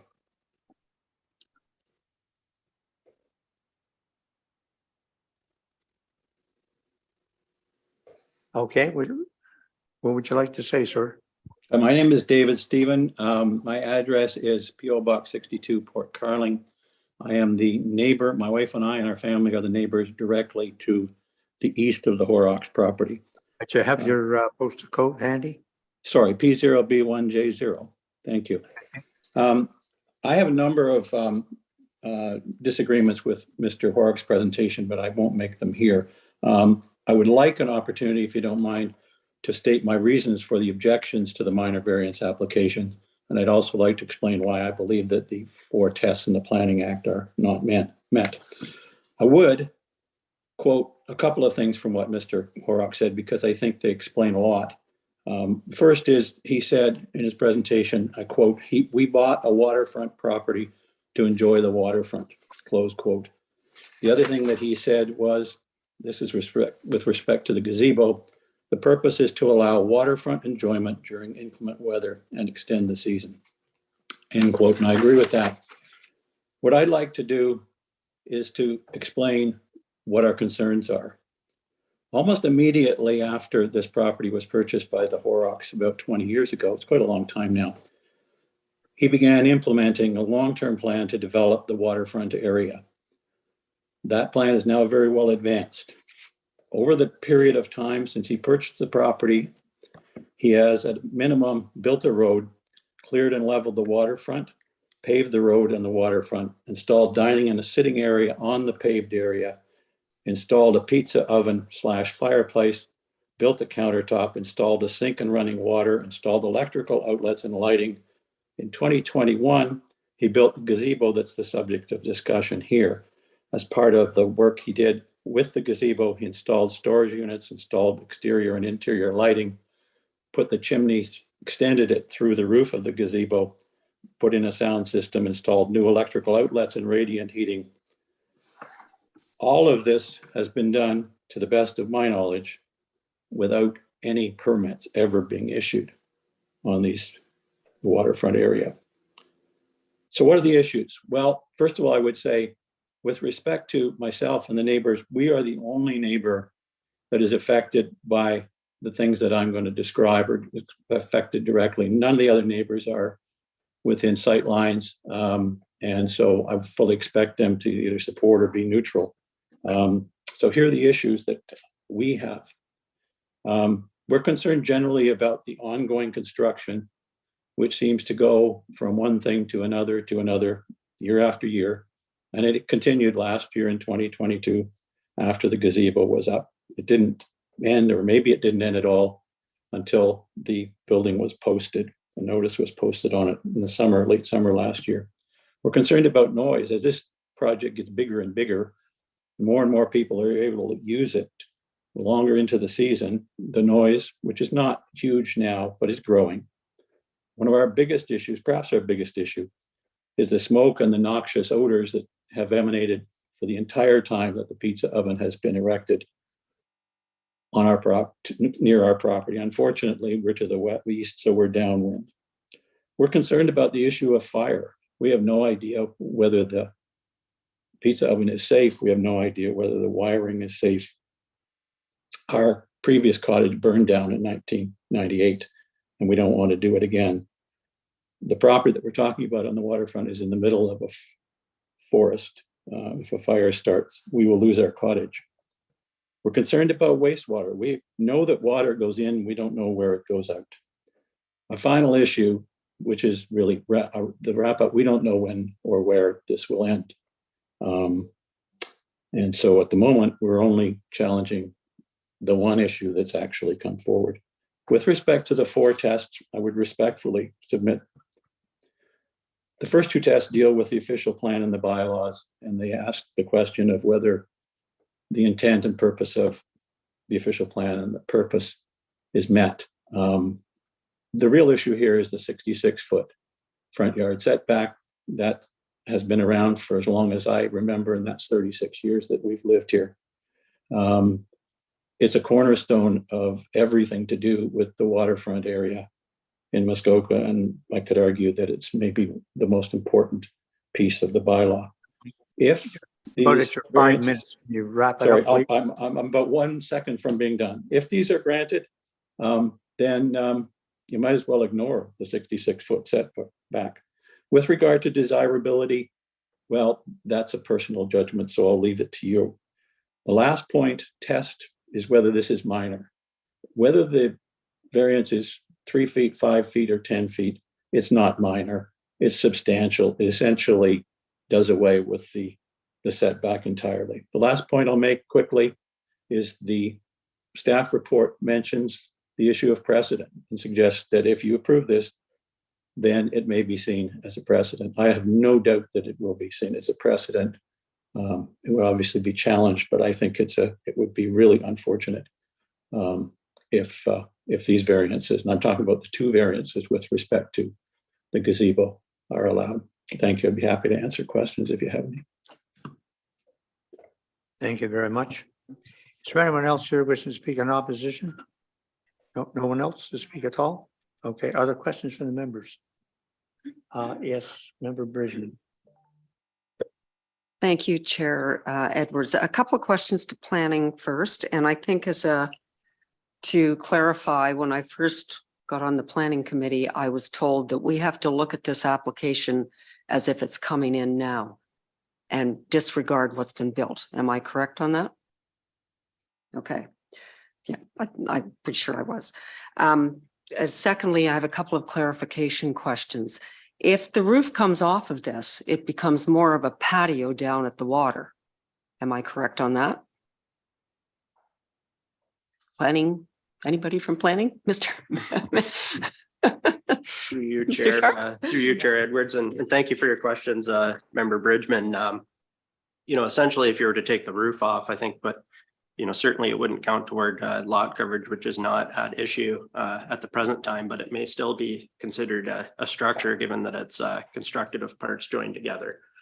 So it may be difficult, in other words, to compare, that type of structure to a patio. Patio, in my mind, is more of a landscaping feature that's not, largely not visible from any great distance, and it's constructed of stone. Thank you. Okay, thank you. Can I keep going? I have a few things here. Okay, thanks. So that would be to my next point, and I've got more than these, is I'm looking at this pavement going, are you kidding me? We have pavement coming down this property and we have pavement here. The runoff, the water runoff, but more than that, we're trying to protect our shoreline with the ribbon of life. So the pavement has to go no matter what is decided, in my humble opinion. But I can't support this because it's supposed to be 66 feet back. And I don't believe that we would have ever approved this if it hadn't already been built, particularly to this size. So I won't support this. I think maybe to Mr. Stevens' comment, can we get the fire department to come in and look at the ovens that are operating? Because I'd hate to see a fire happen. I don't know if that's out of our jurisdiction. So those are my comments. It would have never been approved had it been asked for before it got built. I don't believe. It's over 250 square feet for a traditional gazebo. At the very least, it has to come down to 250 square feet. And the pavement, I think, needs to be taken out and then revegetation done. So those are my comments at the moment. Yes. I just wanted to say I agree with Member Bridgman's comments in their entirety, and I just, for the record, that is a substantial ask in terms of reducing the setback, and I do agree with Mr. Stephen that it could set a very significant precedent. Anyone else like to comment, or yes, Mr. Member Quinn? There's a yellow, it looks like building permit on the building. What is that permit that's on the structure at this time? Would you like me to respond? I'm the owner.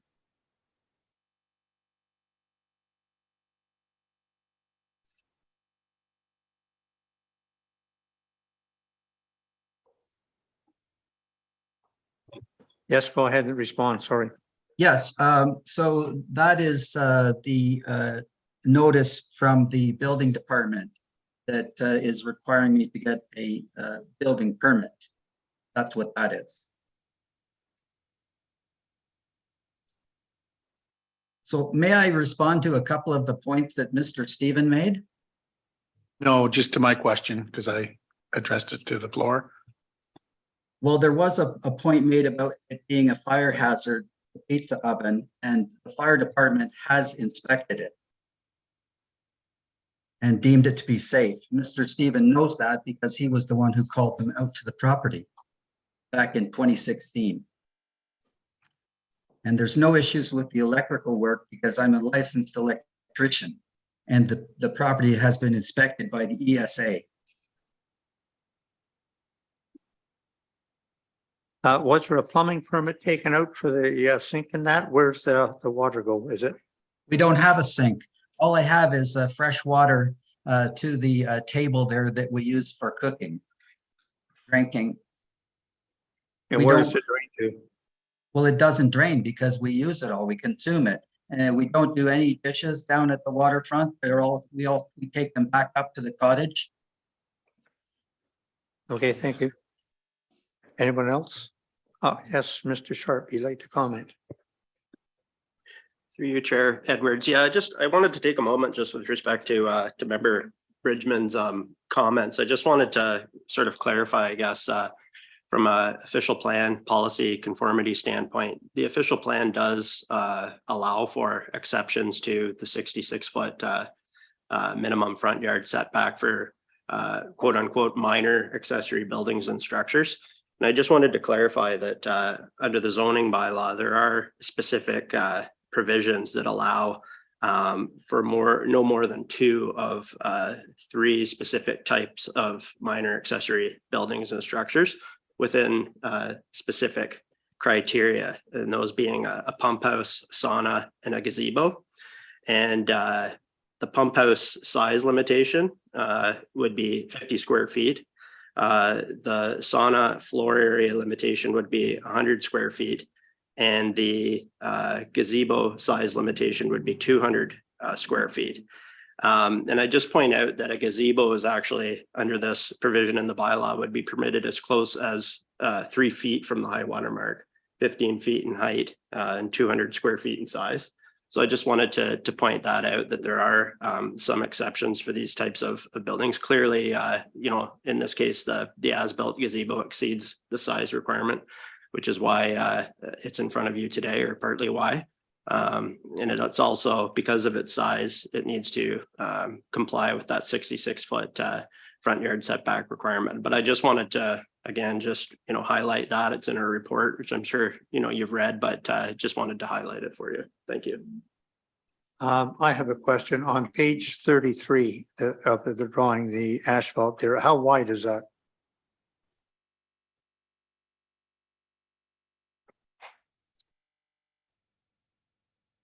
Are you asking me as the owner? Yes, or the planner who was out on site. I can respond as the owner. Okay, how wide is it? So the pathway coming down from the water is 5 feet wide. Now, it was initially built as a gravel pathway, but because of the steep slopes, the gravel pathway would deteriorate and it became dangerous to walk on, which is why we had it paved. Initially, we tried using a recycled asphalt surface, but that again, it just deteriorated because of the tree coverage. It doesn't get enough sunlight to bake it in. So the only option for us to safely travel up and down to the waterfront with the steep slopes of the property is to have a hard surface pathway.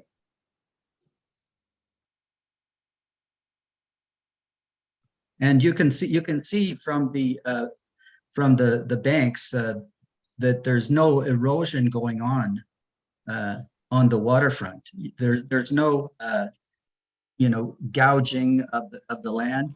There's enough vegetation, and the buffer zone that we left intact is absorbing any of the runoff. There's never been any erosion on the property whatsoever. The only erosion took place when we had the gravel. Am I allowed to speak? No, just a minute. I'm going to ask the planner. She's got her hand up. Is that Ms. Hilden? Thank you, and through you, Chair. I did take a measurement at the base of the paved area under the gazebo with just a measuring tape, and I got the greatest width as being 13 feet, just at the base of that gazebo area where it's paved, if that helps.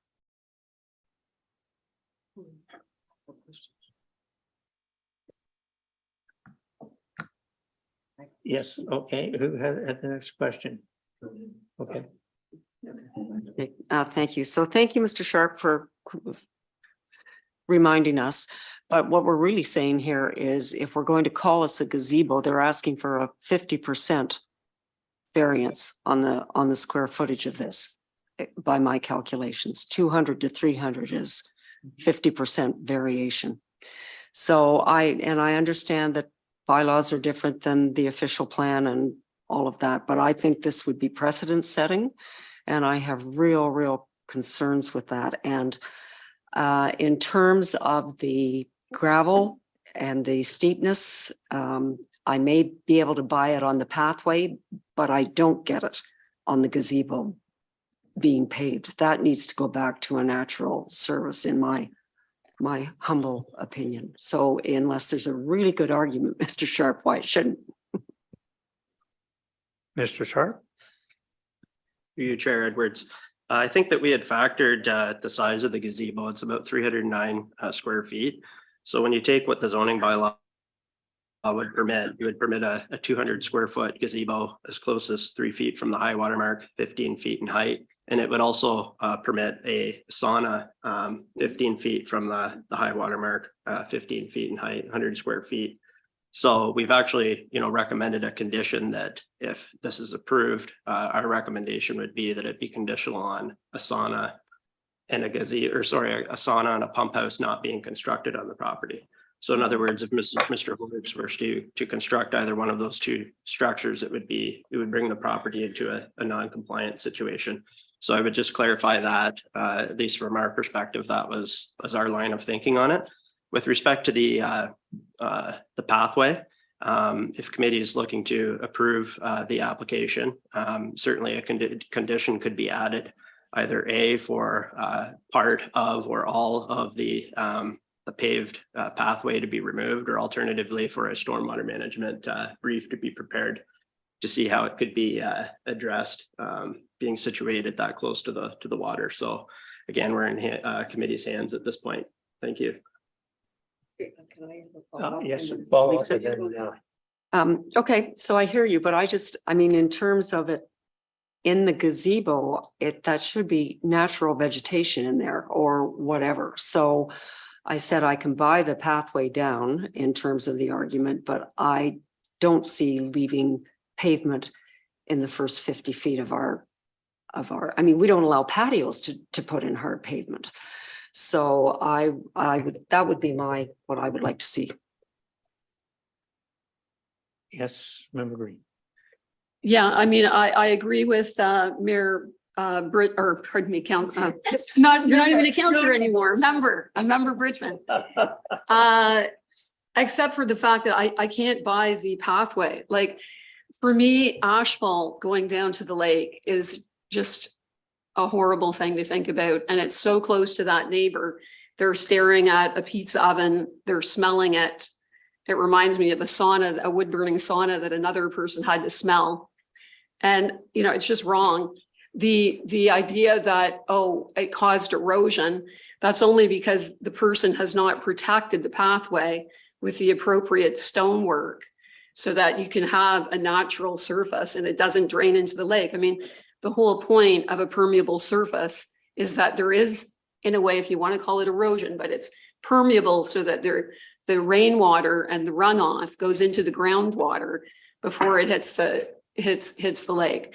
So for my purposes, all of the asphalt should be removed, and If necessary, they go with the gravel, then also to hire somebody to help them deal with the natural runoff that will occur, but to protect the path. That's in a natural way.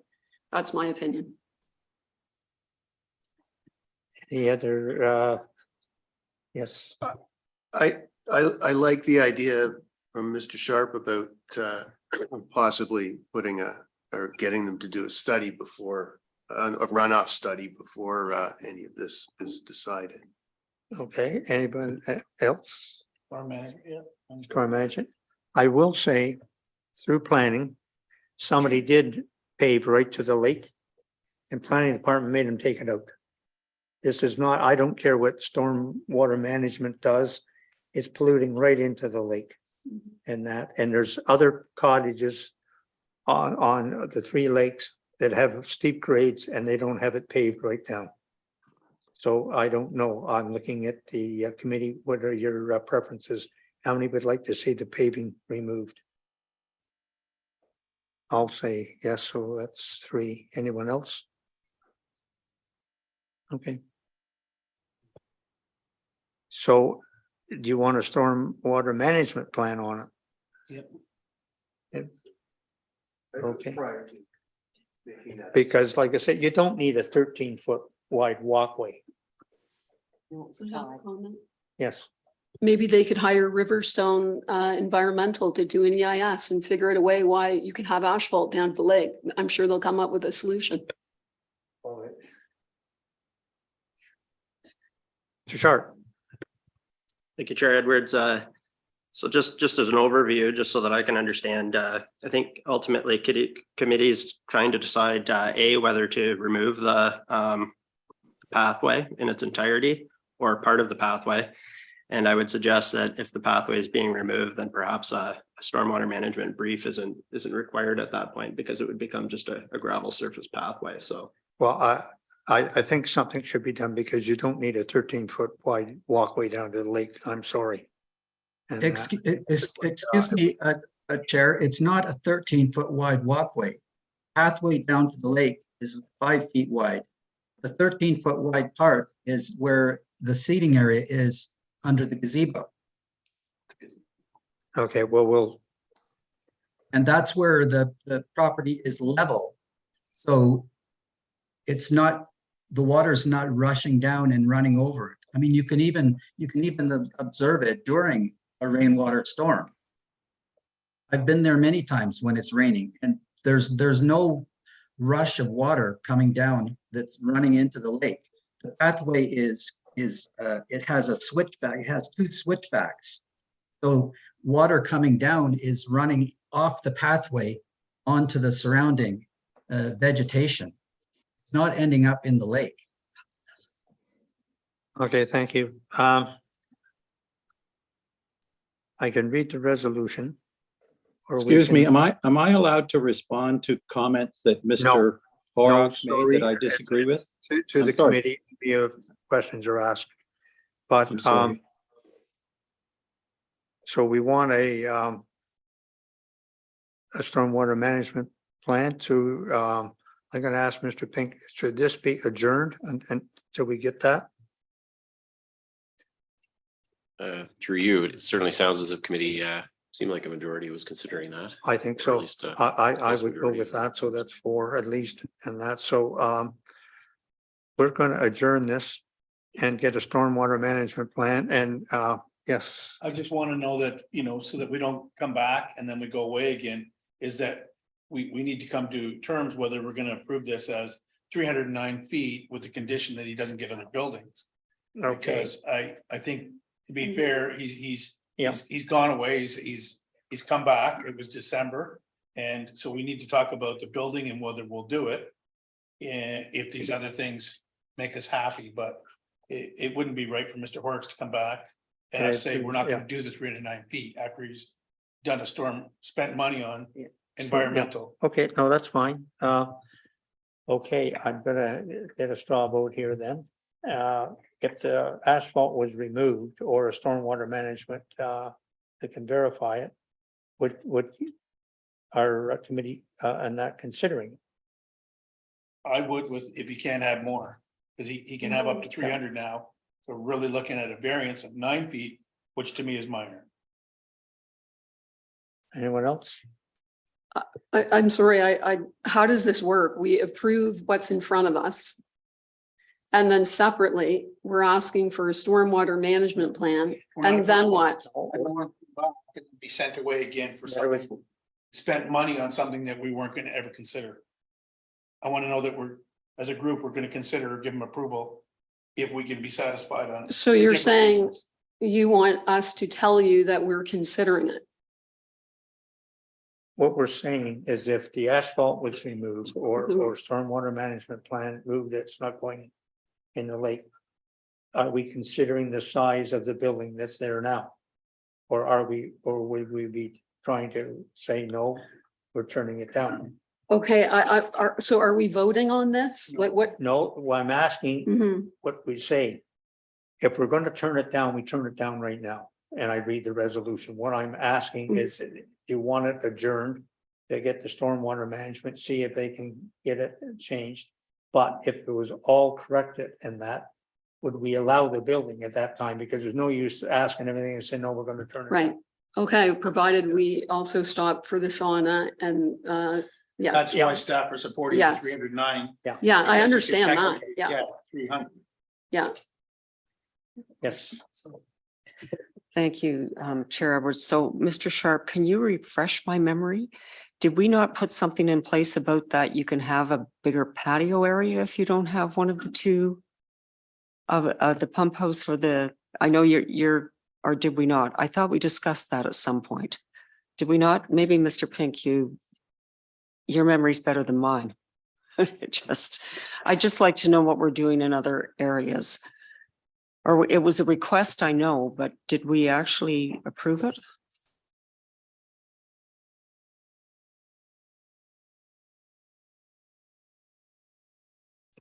Mr. Pink. Through you, thank you. I'm going to try to pull up the bylaw just to make certain, but I do know that we did in the tree preservation and the site alteration bylaws did allow a greater patio size depending on the amount of frontage and whether structures are permitted.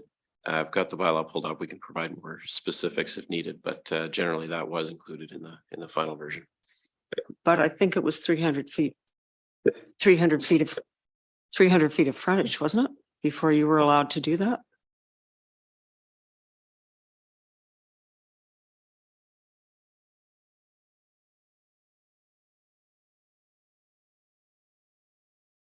Well, you're making me feel better that you both have to also look this up. Through you, Chair Edwards, Member Bridgman, I don't think it relates to the frontage. So on a property with less than 300 feet of frontage, the same restrictions would still apply. Yeah. And just to clarify as well, I'm seeing a bit of a debate among committee about whether this should be adjourned or approved with conditions.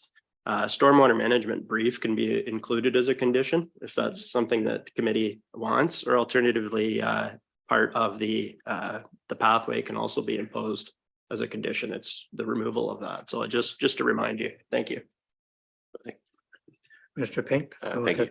So just to clarify, and thank you, it does feel like get these mixed up sometimes. It's been a while, but so if you have less than 300 feet and no gazebo, sauna, or pump house, you are permitted a cleared area or a patio of 200 square feet.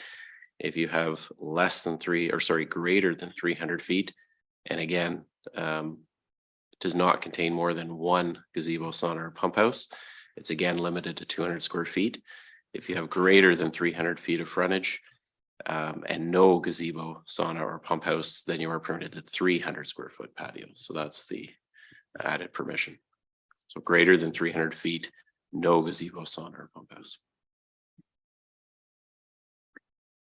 Okay. So what- may I, can I? Okay. Go ahead. I'd just like to know with pavement, how do you consider Muskoka rock pieces in there? Would you call that permeable if there's cracks between as opposed to solid? I just would like to know how you classify that. Through you, Chair Edwards, typically what we refer to patio, when we're referring to patios, we're referring to what we call dry laid patios. So in other words, flagstones that are dry laid with no mortar between the joints, and in doing so, they become a permeable surface. Thank you. I'll ask you a question, Mr. Sharp. Do we allow paving?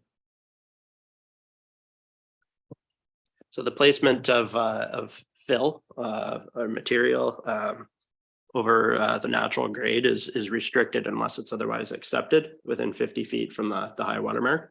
And I believe, as you had mentioned, you're referring to another matter that's paving right down to the water's edge. And in that case, it was recommended that asphalt be removed. In this case, I haven't heard confirmation from Mr. Horrocks when the actual pathway was installed. Sometimes we can see situations where asphalt may have been added prior to a specific date when these bylaws came into force in effect, and those situations would be legal non-complying. Thank you. The pathway, this is Glenn Horrocks, if I can respond to the question. Yes, on that one you can. I'll ask you, when was it installed? Pathway, I don't have the exact date in my mind. I could pick up the records to show, but it's been there for at least 12 years, I would say.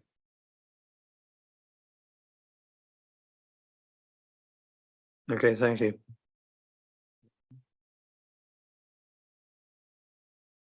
So we read the motion and you add, and it has to be Mr. Sharp.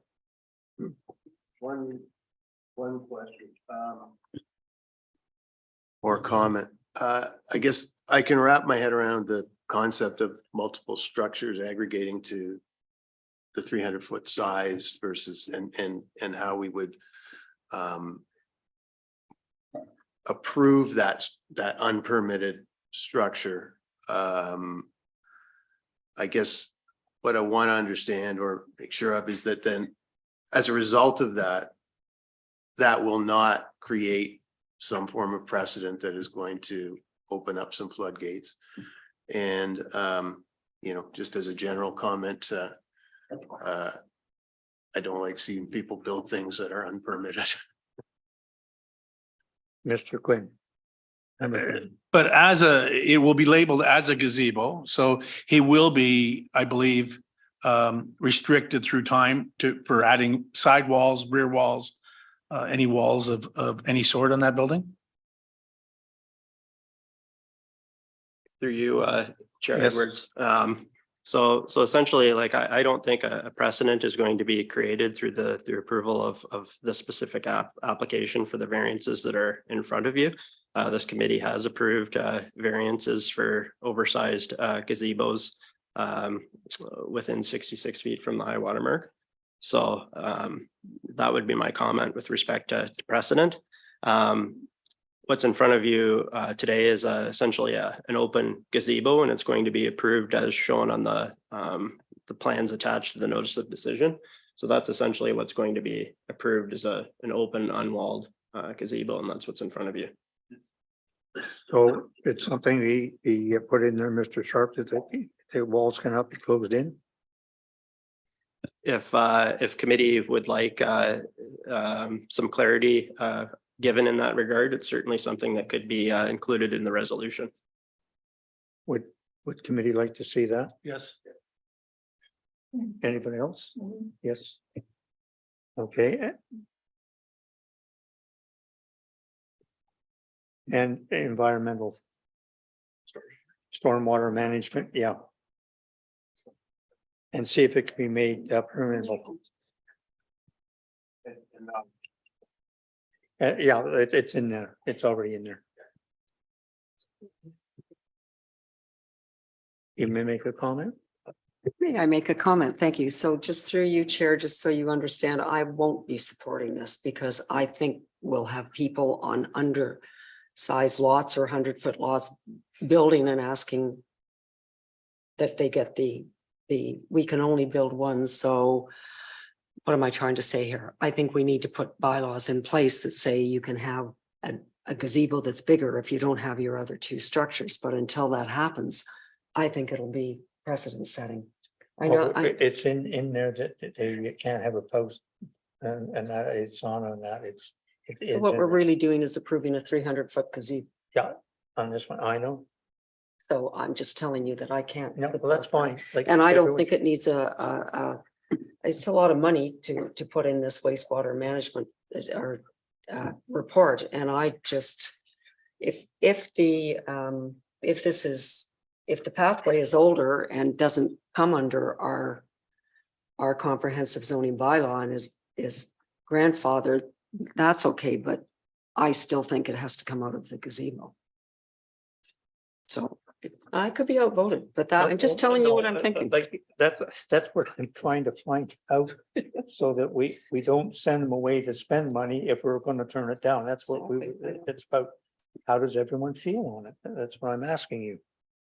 So just to clarify, Member Bridgman's comment, you want to see the hardscape taken out from underneath the gazebo. And what about the other hardscape? Are you comfortable with just a study to see what the impact would be, or do you want all that removed also? Through you, Chair Evers, my preference would be to remove it all, to the point where we've got lots of properties in Muskoka that are very steep and don't need paving. So from an environment, I mean, I think this last council, this council, it's all about the environment, and I don't see that word coming in here anywhere on the hardscaping. So that's part of my issue. I'm going to ask Mr. Horrocks a question. When did the gazebo go up? The gazebo was built in 2021. 2021, I see. So then the asphalt went in at that time.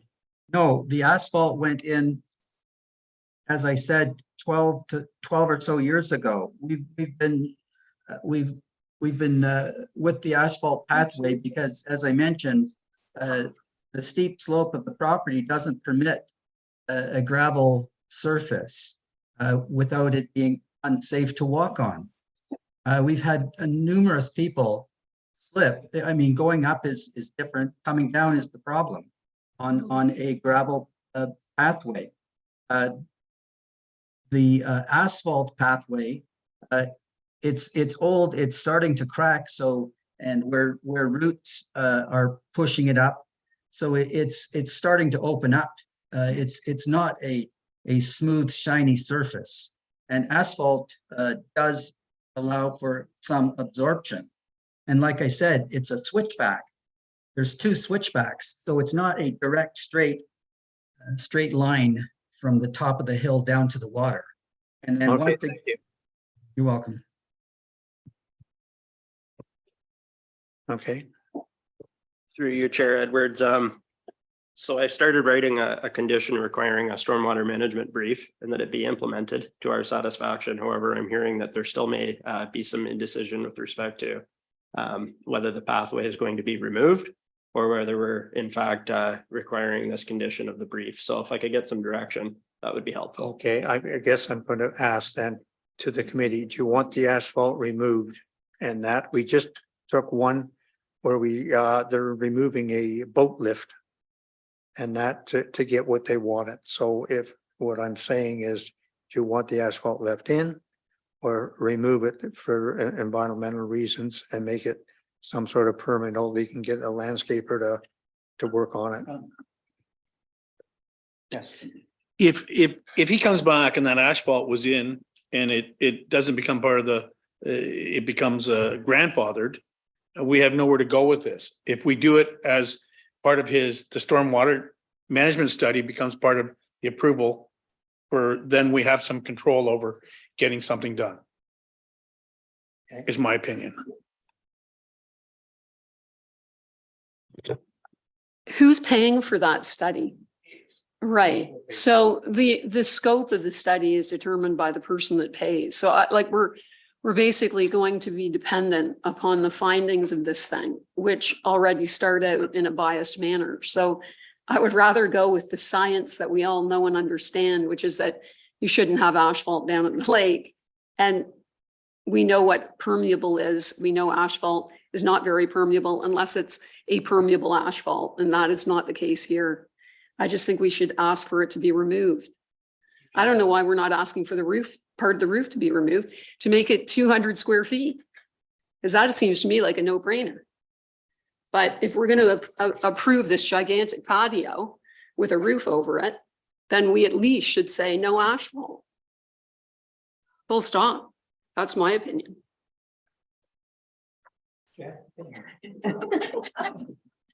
I'm allowed. I'm on the committee of adjustment. Is it possible to ask the owner, would he rather remove the pavement versus do the waste, like leave it and do the study? Can he have the option of? Well, maybe we could get the decision in one. We either put it down or we vote for it with conditions in. But the thing is this, I find it very hard to believe that somebody would have a paved area and all of a sudden put it on. I would like to see proof of when the asphalt went in, a bill or something like that. Because anybody can say anything on it, and that's it. What we are, this council is working on the environment. So we have asked for a boat lift to be moved. We've asked for other things to be removed, docks and everything else like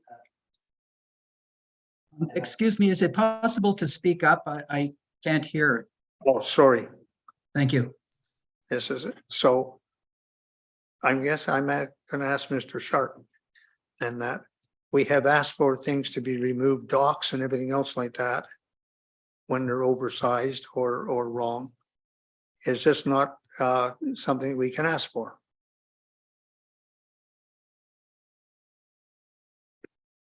Through you, Chair Edwards. So committee, as you know, can impose conditions on their approval.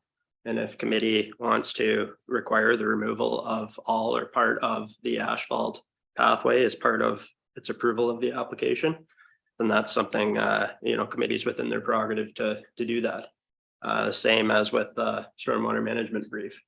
If committee decides to allow the asphalt pathway to remain, then the stormwater management brief can be required as a condition. It would be required to be undertaken by a qualified professional engineer to the township's satisfaction. And the way that the condition would be worded, it would be worded such that it be implemented to the satisfaction of the township.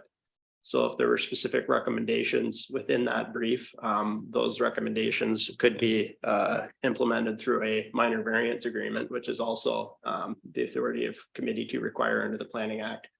And that agreement would get registered on title. There could be securities taken as part of that process to ensure that Mr. Horrocks follows through with his obligations that he's agreeing to. So really, I'm sensing that there's some indecision among committee. Ultimately, I'm just here to provide you with the best advice I can and some direction. Okay, now what I'm asking, I guess, and that we can put plantings in to restore that when they cut trees down and everything else like that. Is there not a problem with saying take the asphalt up and restore it? And that's what we're saying, and take securities. Through you, Chair, yes, that, as I had said, that's an option for committee. Okay, now I'm gonna go to Member Quinn. I'd like to just go to speak to some of the concerns from the far end of the table, where it was said that if you hire a planner to do your study and they're working for you, they're probably going to give you the result that you want or that you ask for. And so in some cases, the township requires the work and it's paid for by the property owner, or it's subject to peer review. So I think that I don't know how we could address this to maybe deal with some of those concerns so that it isn't just for the guy that's writing the review is not just towards or sided towards the guy that's paying the money for the study. Through you, Chair Edwards. So if committee is in favor of allowing the pathway to be to remain and wants to impose a requirement for a stormwater management brief, and they want that brief to be peer reviewed, then my recommendation would be to adjourn the application to allow that brief to be prepared and to allow it to be peer reviewed by a third party. So that's an option for committee if you want to go that route. Again, you know, it's up to committee. A peer review then is that not really two studies? And like I said, in some cases where I've said where you have an approved person that you commission to do the study that we're asking for, and just that the owner pays for it, so it doesn't need peer review. But you requisition and the report actually goes to you, not to the owner. So the process, the way the peer review process works is the owner commissions the study, or in this case, the brief. It would be submitted to the township, and then the township would retain a consultant at arm's length to undertake the peer review. And you know, the township would essentially we would take a fee, and the applicant would ultimately, you know, pay the township for the work, so that the township's not paying for the peer review. And that's how it works. So it's an arm's length transaction at that point. Okay, Mr. Sharp, could we not hire one at arm's length now to save them one of the applications, have it peer reviewed by somebody that we trust? Yeah, like I said, committee could adjourn the application for that for the stormwater management brief and the peer review. In my experience, you know, for you know, something of this nature, I can't say that I've ever gone to the extent or had to go to the extent of getting a peer review for a stormwater management brief for a pathway. You know, typically it's for a larger study, for example, where you know, a new lot or a number of new lots are being created, and there may be you know, this sort of if you want to call it a principle of development created that would be a concern, or perhaps there's concerns with the brief, you know, the study itself. But you know, I would just point that out, that typically, you know, the recommendations stemming from a stormwater management brief would be, you know, fairly standard things like making sure that, you know, that there's plenty of vegetation between you know, whatever it is that's being constructed and the lake, in order to ensure that the water that's stemming from any sheet water or rainwater flow coming from that structure is appropriately, you know, managed, and it's not of a quality that is a concern from a water quality standpoint. So, you know, again, I would look to committee for some direction on what it is that we're doing here. I'm looking at committee for some direction too. May I put forth a proposal? Here's my comment.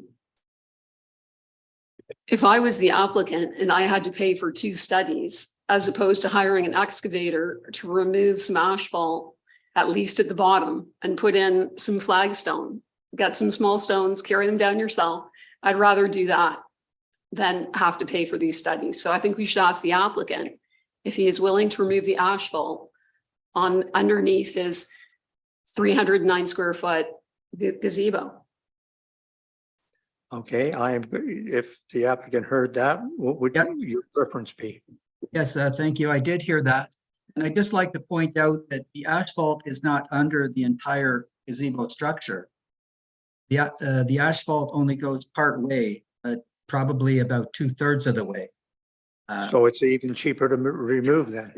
Yes, and that was my proposal. I would propose to remove the asphalt from underneath the gazebo and restore it to a permeable surface, so that any water coming down the hill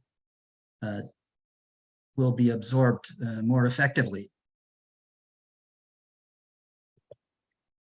Okay. So what you're saying is you want the asphalt removed in under the other then? Yes, that's my proposal. Like Okay, the asphalt, the 5-foot pathway that winds its way down from the cottage, I would leave because it becomes almost useless without it. And it's unsafe.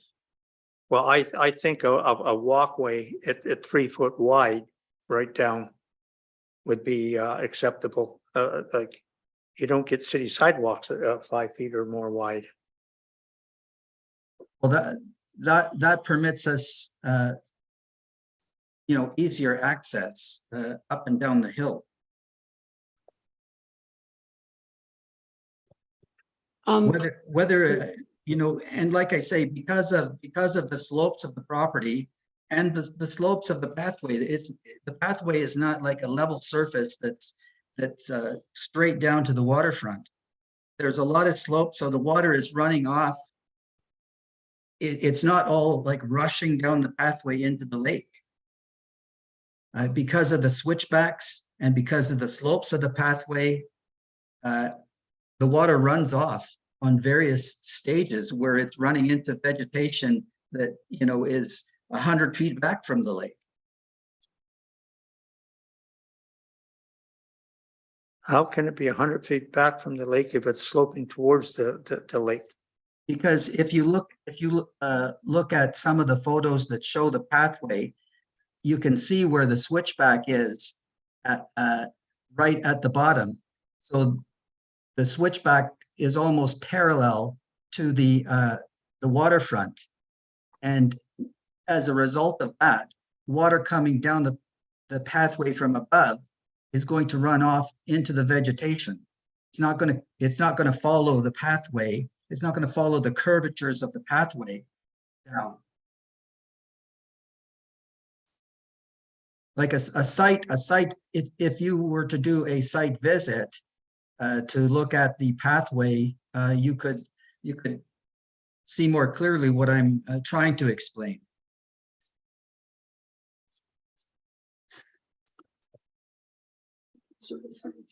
Yeah.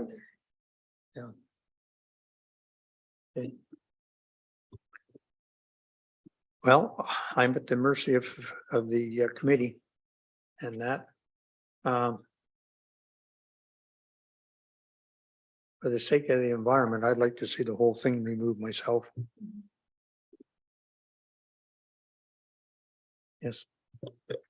Okay, so that's what I love about these discussions. You have time to think about things, et cetera, et cetera. So I would be delighted to take the owner up on having it naturalized under the gazebo.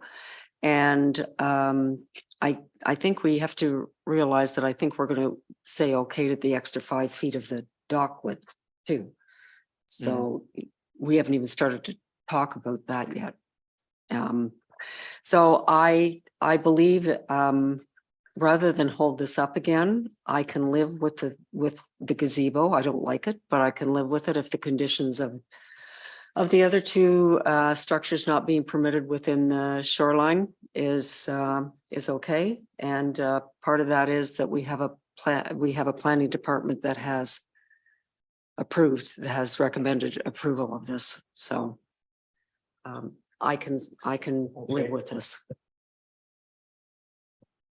Thank you, Chair Edwards. So I can write this up. If I'm hearing correctly, there would be a condition to require the asphalt to be removed from within the gazebo. And a second condition would still be for the stormwater management brief to deal with the remaining pathway. Okay, I will write that up.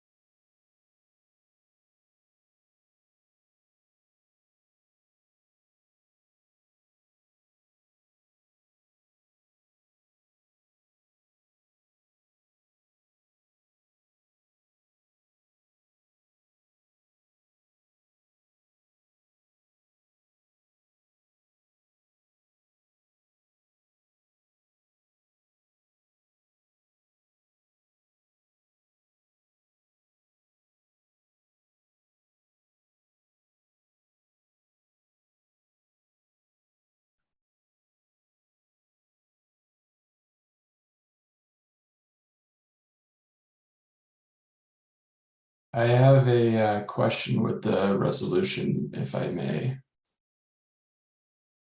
What is the question, sir? So I'm just wondering, I guess, the stormwater management plan for the pathway, is that attached specifically to the gazebo or to the gazebo and the dock being approved? I'm just wondering, say, if Mr. Horrocks would prefer not to proceed with the stormwater management plan, and perhaps adjust the gazebo to be in conformance, that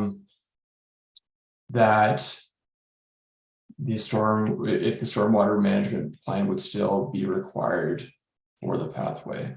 It just sort of seems to me that it was more so attached to the approval of the gazebo, and not the dock. And so I'm just kind of wondering if there was any confirmation on that. My view on that is if I was the owner, I would take everything out. Okay. That's my thing, because I'm looking for the environment. Mhm. And there are other ways to get down to the water. There's hundreds of cottages that don't have it paved. And you know that yourself. So, and that it would, if he's having that removed from the gazebo and he has somebody there, I would remove the whole thing and then put it back to something that Warner Road. And there are measures of the intake. Okay, thank you. How would I make it out, Mr. Sharp?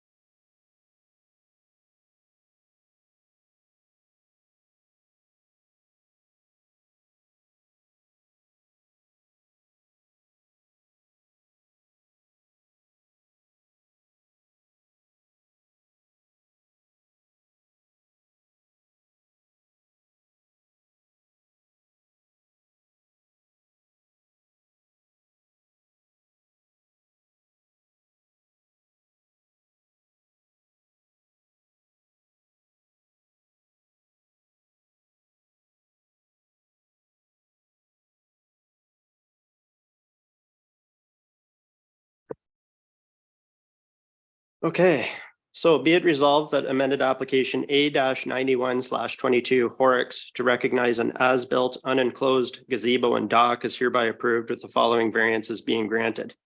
To permit an unenclosed gazebo to be 309 square feet, to permit an unenclosed gazebo to be 10 feet from the high water mark, and to permit a dock to be 30 feet in cumulative width. These variances are granted as shown on the plan attached to the notice of decision and are subject to the following conditions. One, that no pump house or sauna is constructed within 66 feet from the high water mark. That a boat lift and cover be removed as intended. 3, that a satisfactory stormwater management brief be prepared by a qualified professional engineer and that it be implemented as necessary along with any required securities through a minor variance agreement entered into and registered on title under section 45, 9.1 and 9.2 of the Planning Act. And 4, that the paved area within the as-built gazebo be removed. This approval shall remain in effect for 3 years from the date of decision. Moved by member Brown and seconded by member Stokes.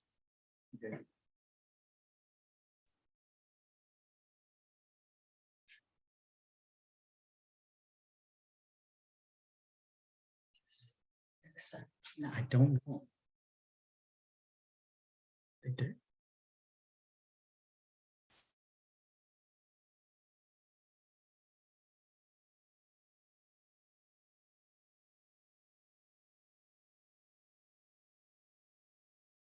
The next application is A0723, and that's as amended, and that's Villas of Muskoka Lakes. Yes. Alan, I'm being told that your mic wasn't on when you confirmed whether that last resolution was carried or not. Okay, the last resolution was carried as amended. And now the next application is A0723, Villas of Muskoka Lakes. And that's Ms. Crowder. Thank you, Chair Edwards. The next application to be heard is minor variance application A0723 in the name of Villas of Lake Muskoka. The subject lands are known municipally as 1841 Highway 118 West. I would direct committee's attention to the revised site plans on pages 203 and 204 of the agenda package. The purpose and effect of the application is to construct a dwelling addition connecting an existing dwelling and garage, construct a porch addition, and a sun deck addition. Notice of this public hearing was originally circulated back in March of 2023. The application was originally adjourned by committee, requesting that the applicant communicate with the abutting southeasterly neighbor with the intent of clarifying and attempting to address their concerns, to remove part of the proposed sun deck within the required side yard setback from the southeasterly side lot line, and to clarify the intended use of the subject building. The applicant's agent has communicated that the applicant and southeasterly abutting neighbor have come to an agreement on a revised proposal that includes the removal of a portion of the originally proposed sun deck at the front of the building, a further setback for the remainder of the proposed sun deck, and an alternate dock configuration. The applicant's agent has also confirmed for staff that the intended use of the building is as an accessory dwelling. No new comments have been received since the original circulation of the application. No letters of opposition or letters of support were received with the initial application, though a number of delegation requests were made at that time. Both the agent for the applicant and the southeasterly abutting property owner have requested to delegate today. Staff have prepared a detailed report for committee's consideration and have recommended that the application be approved. Staff have no further comments at this time and are happy to answer any questions from committee. Thank you. Thank you very much. The applicant or applicant's agent here wishing to speak on this. And Mr. Szczerbak, I see we're back. Thank you. Just going to pull up my brief presentation here. Thank you again. Hello again, members of committee. My name is Stefan Szczerbak, Planscape Inc., 104 Kimberley Avenue in Bracebridge. Further to the public meeting held back in March, the committee sent us away to do a bit of homework and enter into discussions with the abutting neighbor. As Ms. Crowder correctly notified you that after clarifying the application and revising certain aspects of the proposal, it's my understanding that the neighbor is satisfied with these changes, but I'll let Mr. Spence address the committee members after my delegation. So again, to summarize, the original proposed dock has been, the original proposed deck has been slightly reduced, and certain aspects of it have been removed, and the minor variance application has been further increased from the water's edge, as correctly noted in the staff report.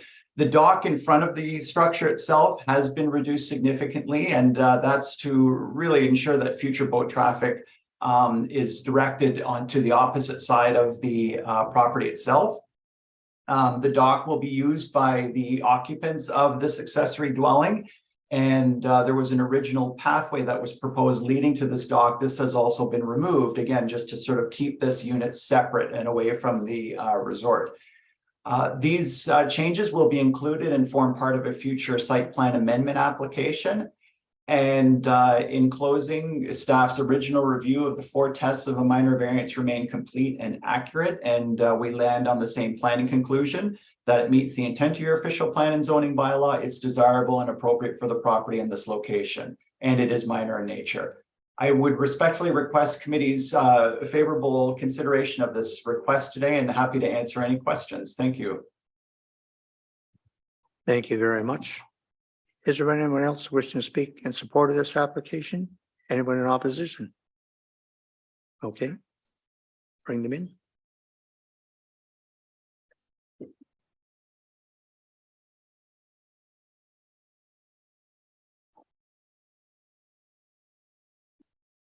Mr. Spence, go ahead.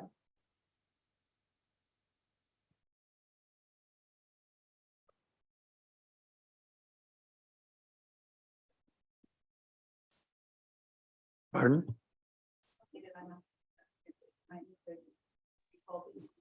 Hello? Okay. Hello? You can hear me? Go ahead, Mr. Spence, yes?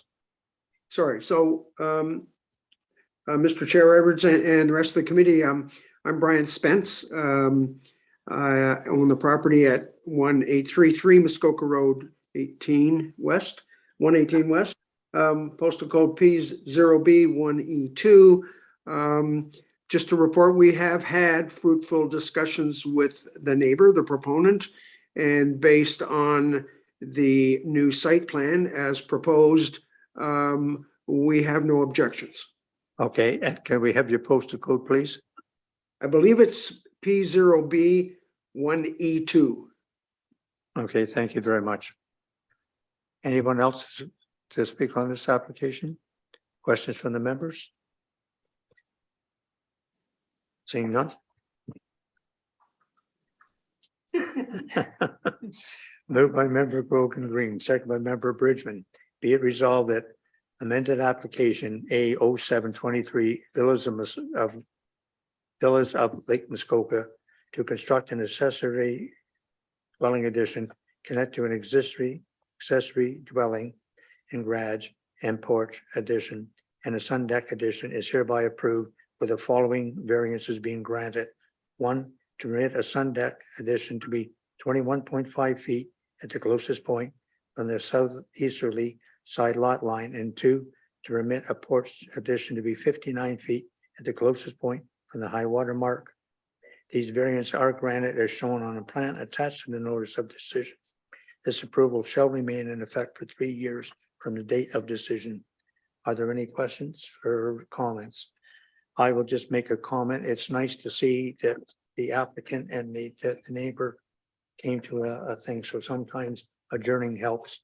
Thank you. All those in favor? Very productive referral. Mhm. Thank you, members. Have a good day.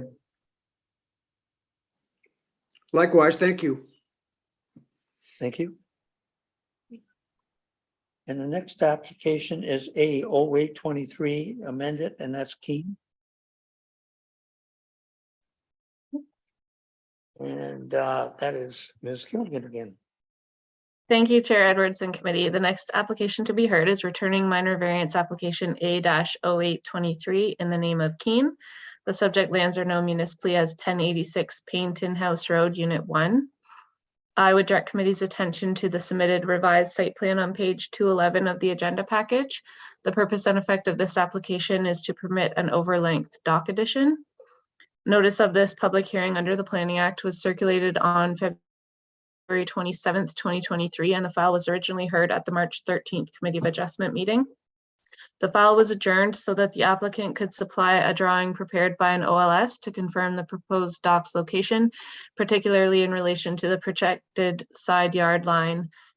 An OLS has since submitted a site plan as well as a surveyor's real property report confirming the proposed dock would not encroach on the projected side lot line and that the straight line frontage of the lot is greater than 50 feet, meaning the original request for relief from the minimum lot frontage is not required. A letter of objection was received from a neighboring property owner prior to the file being heard at the March committee meeting and circulated to committee at that time. No further written submissions have been received from neighbors or members of the public. The applicant's agent submitted a delegation request for today's meeting. Comments were received from the Township of Muskoka Lakes Building Services Division and the Township Public Works Department stating no objections. Staff have prepared a detailed report for committee's consideration and have recommended that the requested minor variance application be approved, subject to the following condition: that a satisfactory minor variance agreement under section 45, 9.1 and 9.2 of the Planning Act be entered into and registered on title, along with securities for retention of vegetation and plantings to maintain and revegetate the shoreline buffer. Staff have no further comments at this time and are happy to answer any questions from committee. Thank you. Thank you very much. And is the applicant's agent here? And I believe we do have somebody. Hello, everyone. Can you hear me? Yes, we can. Okay, great. Thank you very much. My name is Adrian Litavski, and my company is Johnston Litavski Limited. We're acting on behalf of the applicant.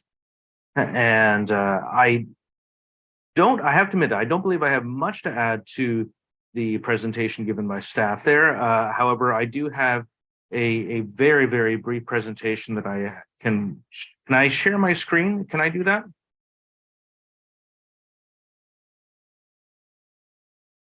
Ah, wonderful. Okay, thank you very much.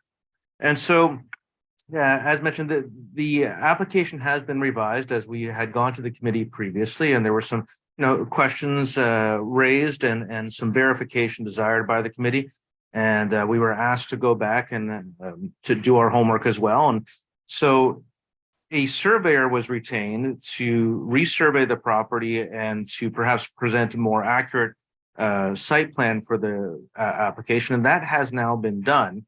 And if I could ask to flip another page there on screen there. So we have the location of the subject site here, located just to the east of the JW Marriott Resort. And if I could ask you to flip the page again.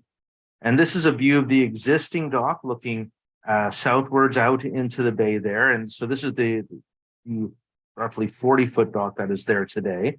And I ask you to flip the page again, please. Thank you. So here we have the revised site plan prepared by the Ontario Land Surveyor there. And what I'm happy to report is that in doing that exercise, we're able to verify that we don't in fact need one of the variances, and that is the frontage variance. The variant that frontage has now been correctly measured at just over 50 feet. So we meet that particular zoning provision. The only variance that we have before you today is for the dock length itself. And in doing this work there, the decision was to even just shorten up the dock a little bit as it was, and just taking into account the new information we have from the survey. The proposal you have before you is now 2 feet less than the previously requested variance. The variance that we are asking for now is a 12-foot variance for a total dock length of 78 feet. The purpose of which, as presented previously, is just really to allow for a greater water depth and to allow just frankly, a far more efficient and easier access for watercraft for the dock there. And we believe we have addressed the committee's concerns. I'm happy to answer any questions you may have. And I leave it to you, Mr. Chair. Thank you very much. Is there anyone else here wishing to speak in support of this application? Anybody in opposition to this application? No? Questions from the members? No? Moved by member Bridgman, second by member Quinn, and be it resolved that amended application A0823 Keene to construct an addition to existing dock is hereby approved with the following variance being granted. 1, to permit a dock to be 78 feet in length. This variance is granted as shown on the plan attached to the notice of decision and subject to the following condition. 1, that a satisfactory minor variance agreement, section 45, 9.1 and 9.2, the planning app be entered into and registered on title along with securities for retention of vegetation and plantings to maintain and revegetate the shoreline buffer. This approval shall remain in effect for 3 years from the date of decision. Any questions or comments? All those in favor? Thank you. That's carried. Thank you very much.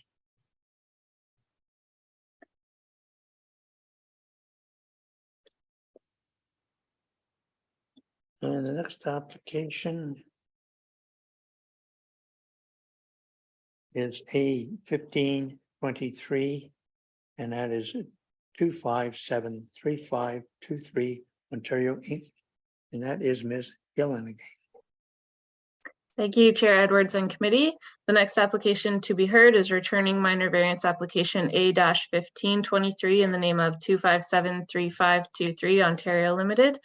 The subject lands are known municipally as 1104 Barlocan Road. I would direct committee's attention to the submitted revised site plan on page 227 of the agenda package. The purpose and effect of this application is to construct an addition to an existing sun deck. Notice of this public hearing under the Planning Act was circulated on March 31st, 2023, and the file was originally heard at the April 11th Committee of Adjustment meeting. The file was adjourned at that time so that a set of sun decks and staircases not shown on the site plan could be properly assessed for compliance through an OLS drawing with a potential to apply for additional relief related to those structures. The applicants have indicated that they would prefer to remove the structures in question rather than have the OLS drawing prepared, which therefore eliminates the potential request for additional relief. 2 letters in support of the application were received from neighboring property owners when the file was first circulated. Those were supplied to committee prior to the file being heard at the April meeting. No further written submissions have been received, though the applicant's agent submitted a delegation request for today's meeting. Comments were received from the Township of Muskoka Lakes Building Services Division and the Township Public Works Department stating no objections. And staff have prepared a detailed report for committee's consideration and have recommended that the requested minor variance application be approved subject to the following conditions. 1, that the as-built sun decks and stairs and related sauna and hot tub as shown on the submitted site plan be removed as intended or brought into compliance with the township's comprehensive zoning bylaw. And 2, that a satisfactory minor variance agreement under section 45, 9.1 and 9.2 of the Planning Act be entered into and registered on title along with securities for retention of vegetation and plantings to maintain and revegetate the shoreline buffer. Staff have no further comments at this time and are happy to answer any questions from committee. Thank you. Thank you very much. And we have the applicant and the agent here, I believe. Yes, good morning, Chair Edwards and committee, Lanny Dennis. I'm assisting Marie Poirier Planning and Associates with this application. And the address is 44A King William Street, Huntsville, Ontario, P1H 1G3. Appreciate the efforts and assistance of staff bringing the application forward. I had an opportunity to review the report and listen to the presentation. I think that's a fair and accurate assessment of the proposal, and certainly concur with the planning department to approve the minor variance application as it meets the 4 tests of a minor variance. Just briefly, and maybe just to reiterate some of the points that were raised in the staff report, the merits of the proposal essentially are these. It's a fairly modest size deck that's being added. It's 196.8 square feet. Certainly makes the cottage much more functional where the decking isn't disjointed. It'll tie two existing decks together. It's a low profile open air deck. There's no increase in lot coverage, and therefore it minimizes the visual impact. The deck, and for that matter, the cottage is pretty well separated from existing cottages in the area, and so there should be no impact on the neighbors. It does comply with other performance standards other than the variance for the front yard. There are some large existing mature coniferous trees along the shoreline, which also assist in minimizing the visual impact. There were 2 letters of support from the neighbors, and would respectfully request that a committee approve the application. Thanks. Thanks. Anyone else to speak in support or opposition? Okay, other questions from the members? Seeing none. Moved by member Bridgman, second by member Quinn. Be it resolved that application A 1523, that's 2573523 Ontario Inc. to construct an addition to an existing sun deck is hereby approved with the following variances being granted. 1, to permit a sun deck to be 34.5 feet at the closest point from the high water mark. This decision is granted as shown on the plan attached to the notice of decision. This variance is granted as shown on the plan subject to the following conditions.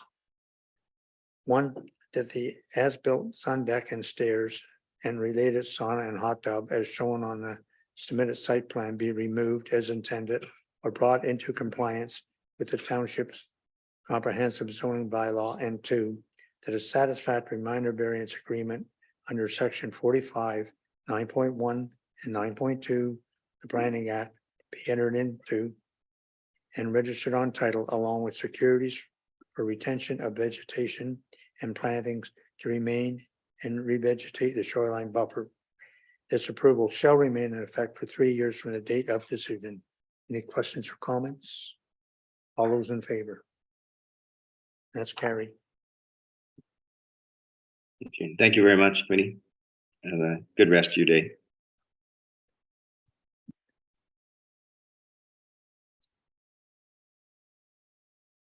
Okay.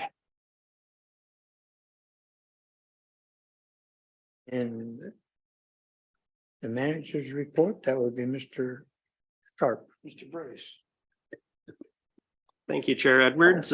By way of introduction, Bill 23, the More Homes Built Faster Act, was given royal assent on November 28th, 2022. Bill 23 amended the Planning Act, among other legislation, with the goal of facilitating the timely construction of 1.5 million new homes in Ontario by 2031.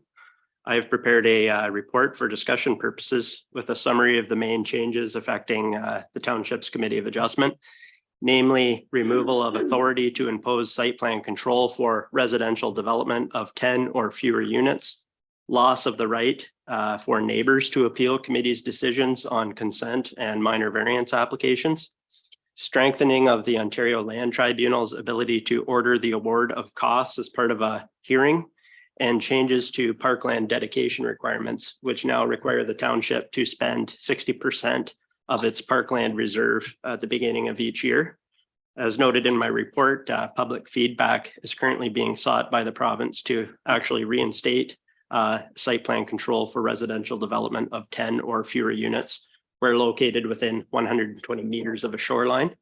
I have no further comments to make at this time, and I'd be happy to assist committee with any questions. Thank you. Anyone have any questions? Anyone? No? Okay. Well, I do. I just want to discuss as a committee what we do about the fact that neighbors cannot appeal. Like, what is our strategy to ensure that we respect a neighbor's point of view and come to a decision that, appeals to both parties, applicant and neighbors, and get the message out to people? Like, we've seen already that a neighbor may think that one letter is enough, and then it comes back and there's nobody presenting and there's no letters, and sometimes we get worn down.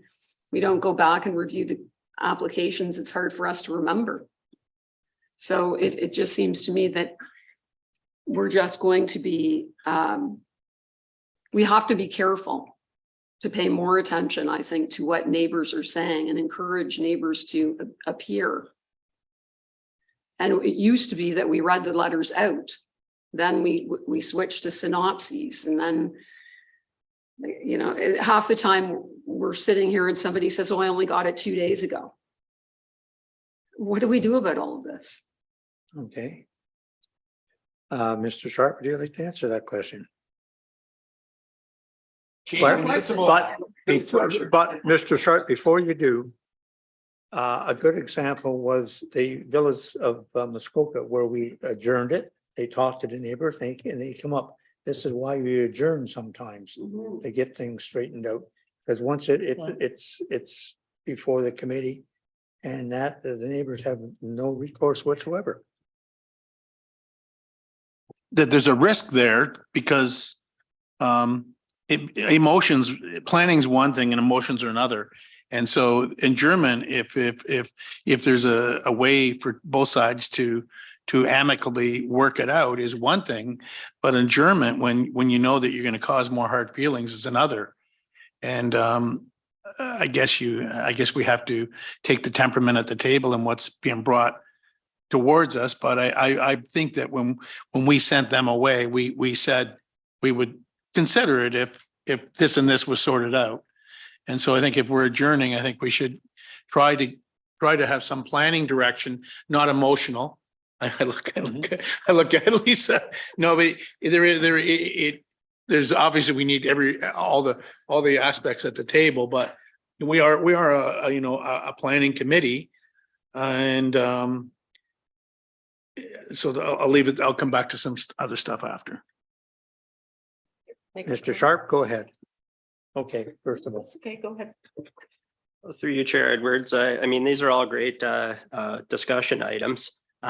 You know, I can say on behalf of Mr. Pink and myself and all of our staff, you know, as professionals, we're big proponents of public participation and having the public involved in the planning process and decisions that are made here at the committee level. So I think we were a bit in part taken aback by, you know, some of the changes that have been made by the province and changes that continue. But I think, you know, obviously when a neighbor comes out and has concerns, I think, you know, my advice would always be to listen to those concerns, challenge those concerns, you know, seek clarity from neighbors when required, and, you know, consider what can be done where the concerns are real and, you know, through conditions or what have you. You know, so I think those are all important things with respect to our the way we've been handling letters or submissions. I think we've been doing a good job of compiling any submissions that are received up to a certain date and sending those submissions to you in advance. So those are now available for you to review prior to the hearing, and you can read them in full. And then any submissions that are received afterwards are summarized by the planner. So I think that's been working well for us. So those are my comments. I think adjournments, in my experience, can work well. You know, give opportunities for people to you know, sleep on it, so to speak, and you know, try to come together to reach amicable solutions. Those are always good ways to proceed where you know, there's a need for people to get together and chat. So those are my comments, but happy to elaborate or provide any more insight that if I can think of it. Okay, thank you. Anyone else? Yes. Barbara. Thanks, Chair Edwards. So I guess my philosophy is I go through all those letters that we get. And if there are questions from the public, I will bring them forward so that our public can hear them. And that's a little bit like, can we even think about flipping those zones today, just so we could get an answer of why we couldn't? So I think that's part of what we can do, is just make sure that we're looking at what are reasonable questions when we get them and bringing them forward as part of our questions. And that allows the neighbors to have input and also understand why, because if you don't, sometimes they don't understand why, and that's because nobody's addressed it publicly. So that's my comment. Mr. Sharp. Through your Chair Edwards and Member Bridgman, I think you raise a great point. You know, myself and Mr. Pink and our staff are all here. We work with the official plan and the zoning bylaws daily, and we know them inside and out for the most part. So, you know, I think it's helpful when there's questions that require that technical clarity to ask us, and we can educate the public and applicants and even yourselves as committee through that process. So always happy to do that.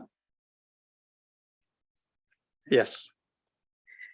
For anybody who's attending the OCA conference, there's an interesting workshop on the validity of complaints and what you should and shouldn't be paying attention to. So if anybody attends that workshop, can you bring the notes back? And maybe I'll reach out and ask them for that. But who all is going to the conference? 1, 2, 3, 4. Okay, and you're registered and everything? I haven't registered. I got the hotel, but I haven't done that. Okay. Okay, that's fine. Go ahead. I really I wanted to speak a bit to staff about how far we've come and how much easier the job has become as a panel member. We're getting a lot more complete documentation, and it makes it easier for us to come to a decision. We're getting it ahead of time. I wanted to, this committee, I believe, is doing a great job of supporting staff's recommendations. And I think that in a lot of cases, you guys have, the planners have talked to the people and maybe made the original application softer before we get it, because I think we were running into a lot more controversy before and not supporting staff. Although in saying that, I want to, some of the tests of minor variances I've been seeing of recent, you know, where we're allowed 66 feet in docking and we're looking at variances of 120. I really have to question whether they're minor, and we're trying to support the staff member. And I'll refer back to one today where they showed long docks from a different bay. But I really think it really goes to the character of the adjacent properties to look at those as opposed to something somewhere else on the lake, even if it's 3 bays over. I think it really becomes something that we have to be sensitive to and vote towards character of the area. And sometimes a neighbor doesn't want to speak up to have bad neighbor feelings and keep peace in the neighborhood. But I think that's our job. And if when staff are out, when we're looking at something like that, if they can actually feature pictures while they're there of the adjoining properties so that we can help assess that easier. Thanks for that, Member Quinn. Actually, I went to the neighbor's property right beside it. It's a 31-foot dock, 26 inches at that. So that other one there, that's why I was questioning it. Not only that, if you look at that bay, it will be the longest dock in that bay. And I think they should buy the boat to fit the lot, not make the lot fit the boat. And in a lot of these cases, these are new people, let's call them, you know, they're profiteering. And so there's a new place and it has been on and off the market. And they kind of knew what it was 2 years ago when they bought it before they come in and change the character of the neighborhood.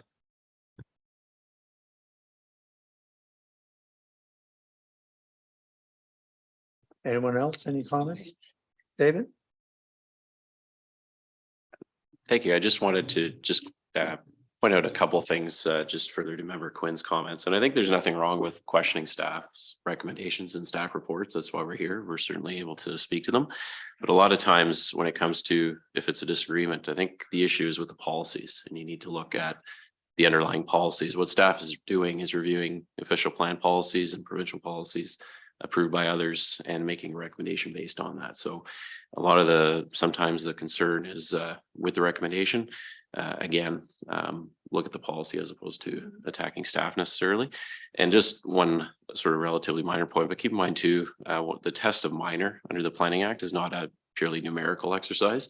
I know it may question, or you may question, how is this minor when it's the zoning bylaw says 66 feet and a request of 120 is proposed, but it's really a test of impact. There can be a lot of instances where a largely numerical variance is minor. There is no really impact to it. And then sometimes the converse is the case, where a relatively small reduction can be somewhat impactful to another neighbor. So keep that in mind when reviewing the board tests. Thanks.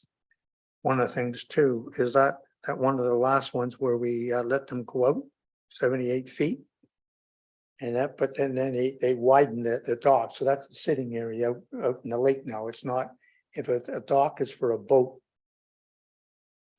we should be looking at, because each one, if everyone puts an extra 10 feet out the end of their dock, is that what we want? And that at this point, we don't have it in our plans, but a dock should be a dock if it's going out to a large area.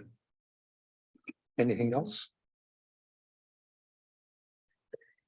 I find that, you know, with people that are fortunate enough to be on a Category 1 lake on a large lot, sometimes I look at the size of the boathouses and the docking that it's allowed, and I think it's tremendously large at times. And then you're allowed a sauna, and you're allowed a pump house, and you're allowed a gazebo. I understand that if you're in a smaller lake where you're not allowed to have a boathouse, and maybe you're not even allowed to have a very big dock, and you're not allowed to have a lot of lot coverage, maybe that makes it difficult to have all these accessory buildings. But it seems to me like, why can't a person just have a sauna in the boathouse, have the pump house in the boathouse, when you can have the bathroom somewhere in the boathouse? And I don't know. I wasn't part of all of the official plan discussions, but it seems silly that we have all of these accessory buildings that are allowed when we really want to protect that first 50 feet of shore. So I agree. Some of the time, these rules, they don't make any sense, and we're sitting here trying to figure it out. And they're just little chiclets along the waterfront. Yes, Member Quinn. I think that I don't know if it's relative that or that we need to speak to it, but are we putting in a new appeal or lack of appeal, or something's changing with the amps, and maybe we need to have an understanding of what people have for a if they don't like a decision, what they have to fall back on, because I think that is changing in our township. Thank you, through you. That's technically a separate matter. I think the report before you is on Bill 23, and one of the changes was a lack of appeal rights by neighboring property owners for planning applications. So the AMP system, that's an enforcement tool, really. And council did actually, I think it's Wednesday up for ratification, but planning committee did recommend approval of an AMP system. And think of it only really what it's doing is adding another tool in the enforcement officer's toolbox. Currently, we can issue tickets or part 1 charges. We can issue part 3, which is really an informations or summons to court. And AMPS really is just I consider it sort of middle of the range, where we can set the monetary penalty, and it just simplifies the court system. So perhaps if a violation exceeds in the officer's discretion a ticket, but doesn't quite warrant summoning someone to court for a really major violation, they can issue an AMPS penalty, which is again typically a sort of a middle ground monetary penalty, and the landowner can certainly appeal to a screening officer, and then if they don't agree with the decision of the screening officer, they can appeal to a hearing officer. So there's still appeal rights through that process. And again, but that's different. That is for, say, violations of the noise bylaw or dark sky or tree cutting, not a planning application. We're really dictated by the province.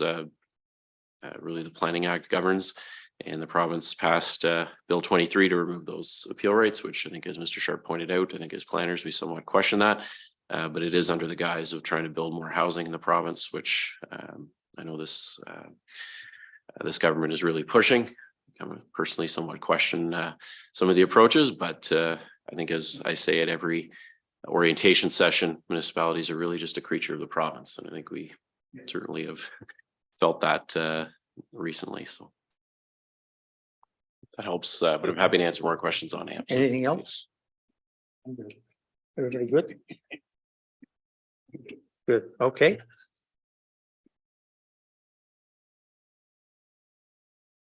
Moved by Member Quinn, second by Member Grogan Green, be it resolved the Committee of Adjustment received the report from the manager of planning, Bill 23. All those in favor?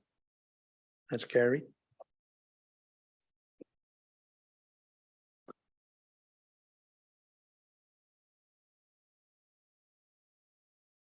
Something you got there.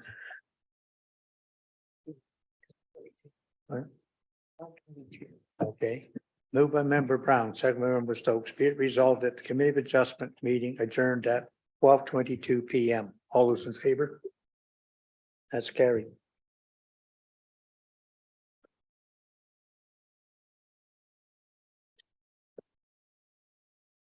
Good meeting, folks. Well, thank you. We'll see you at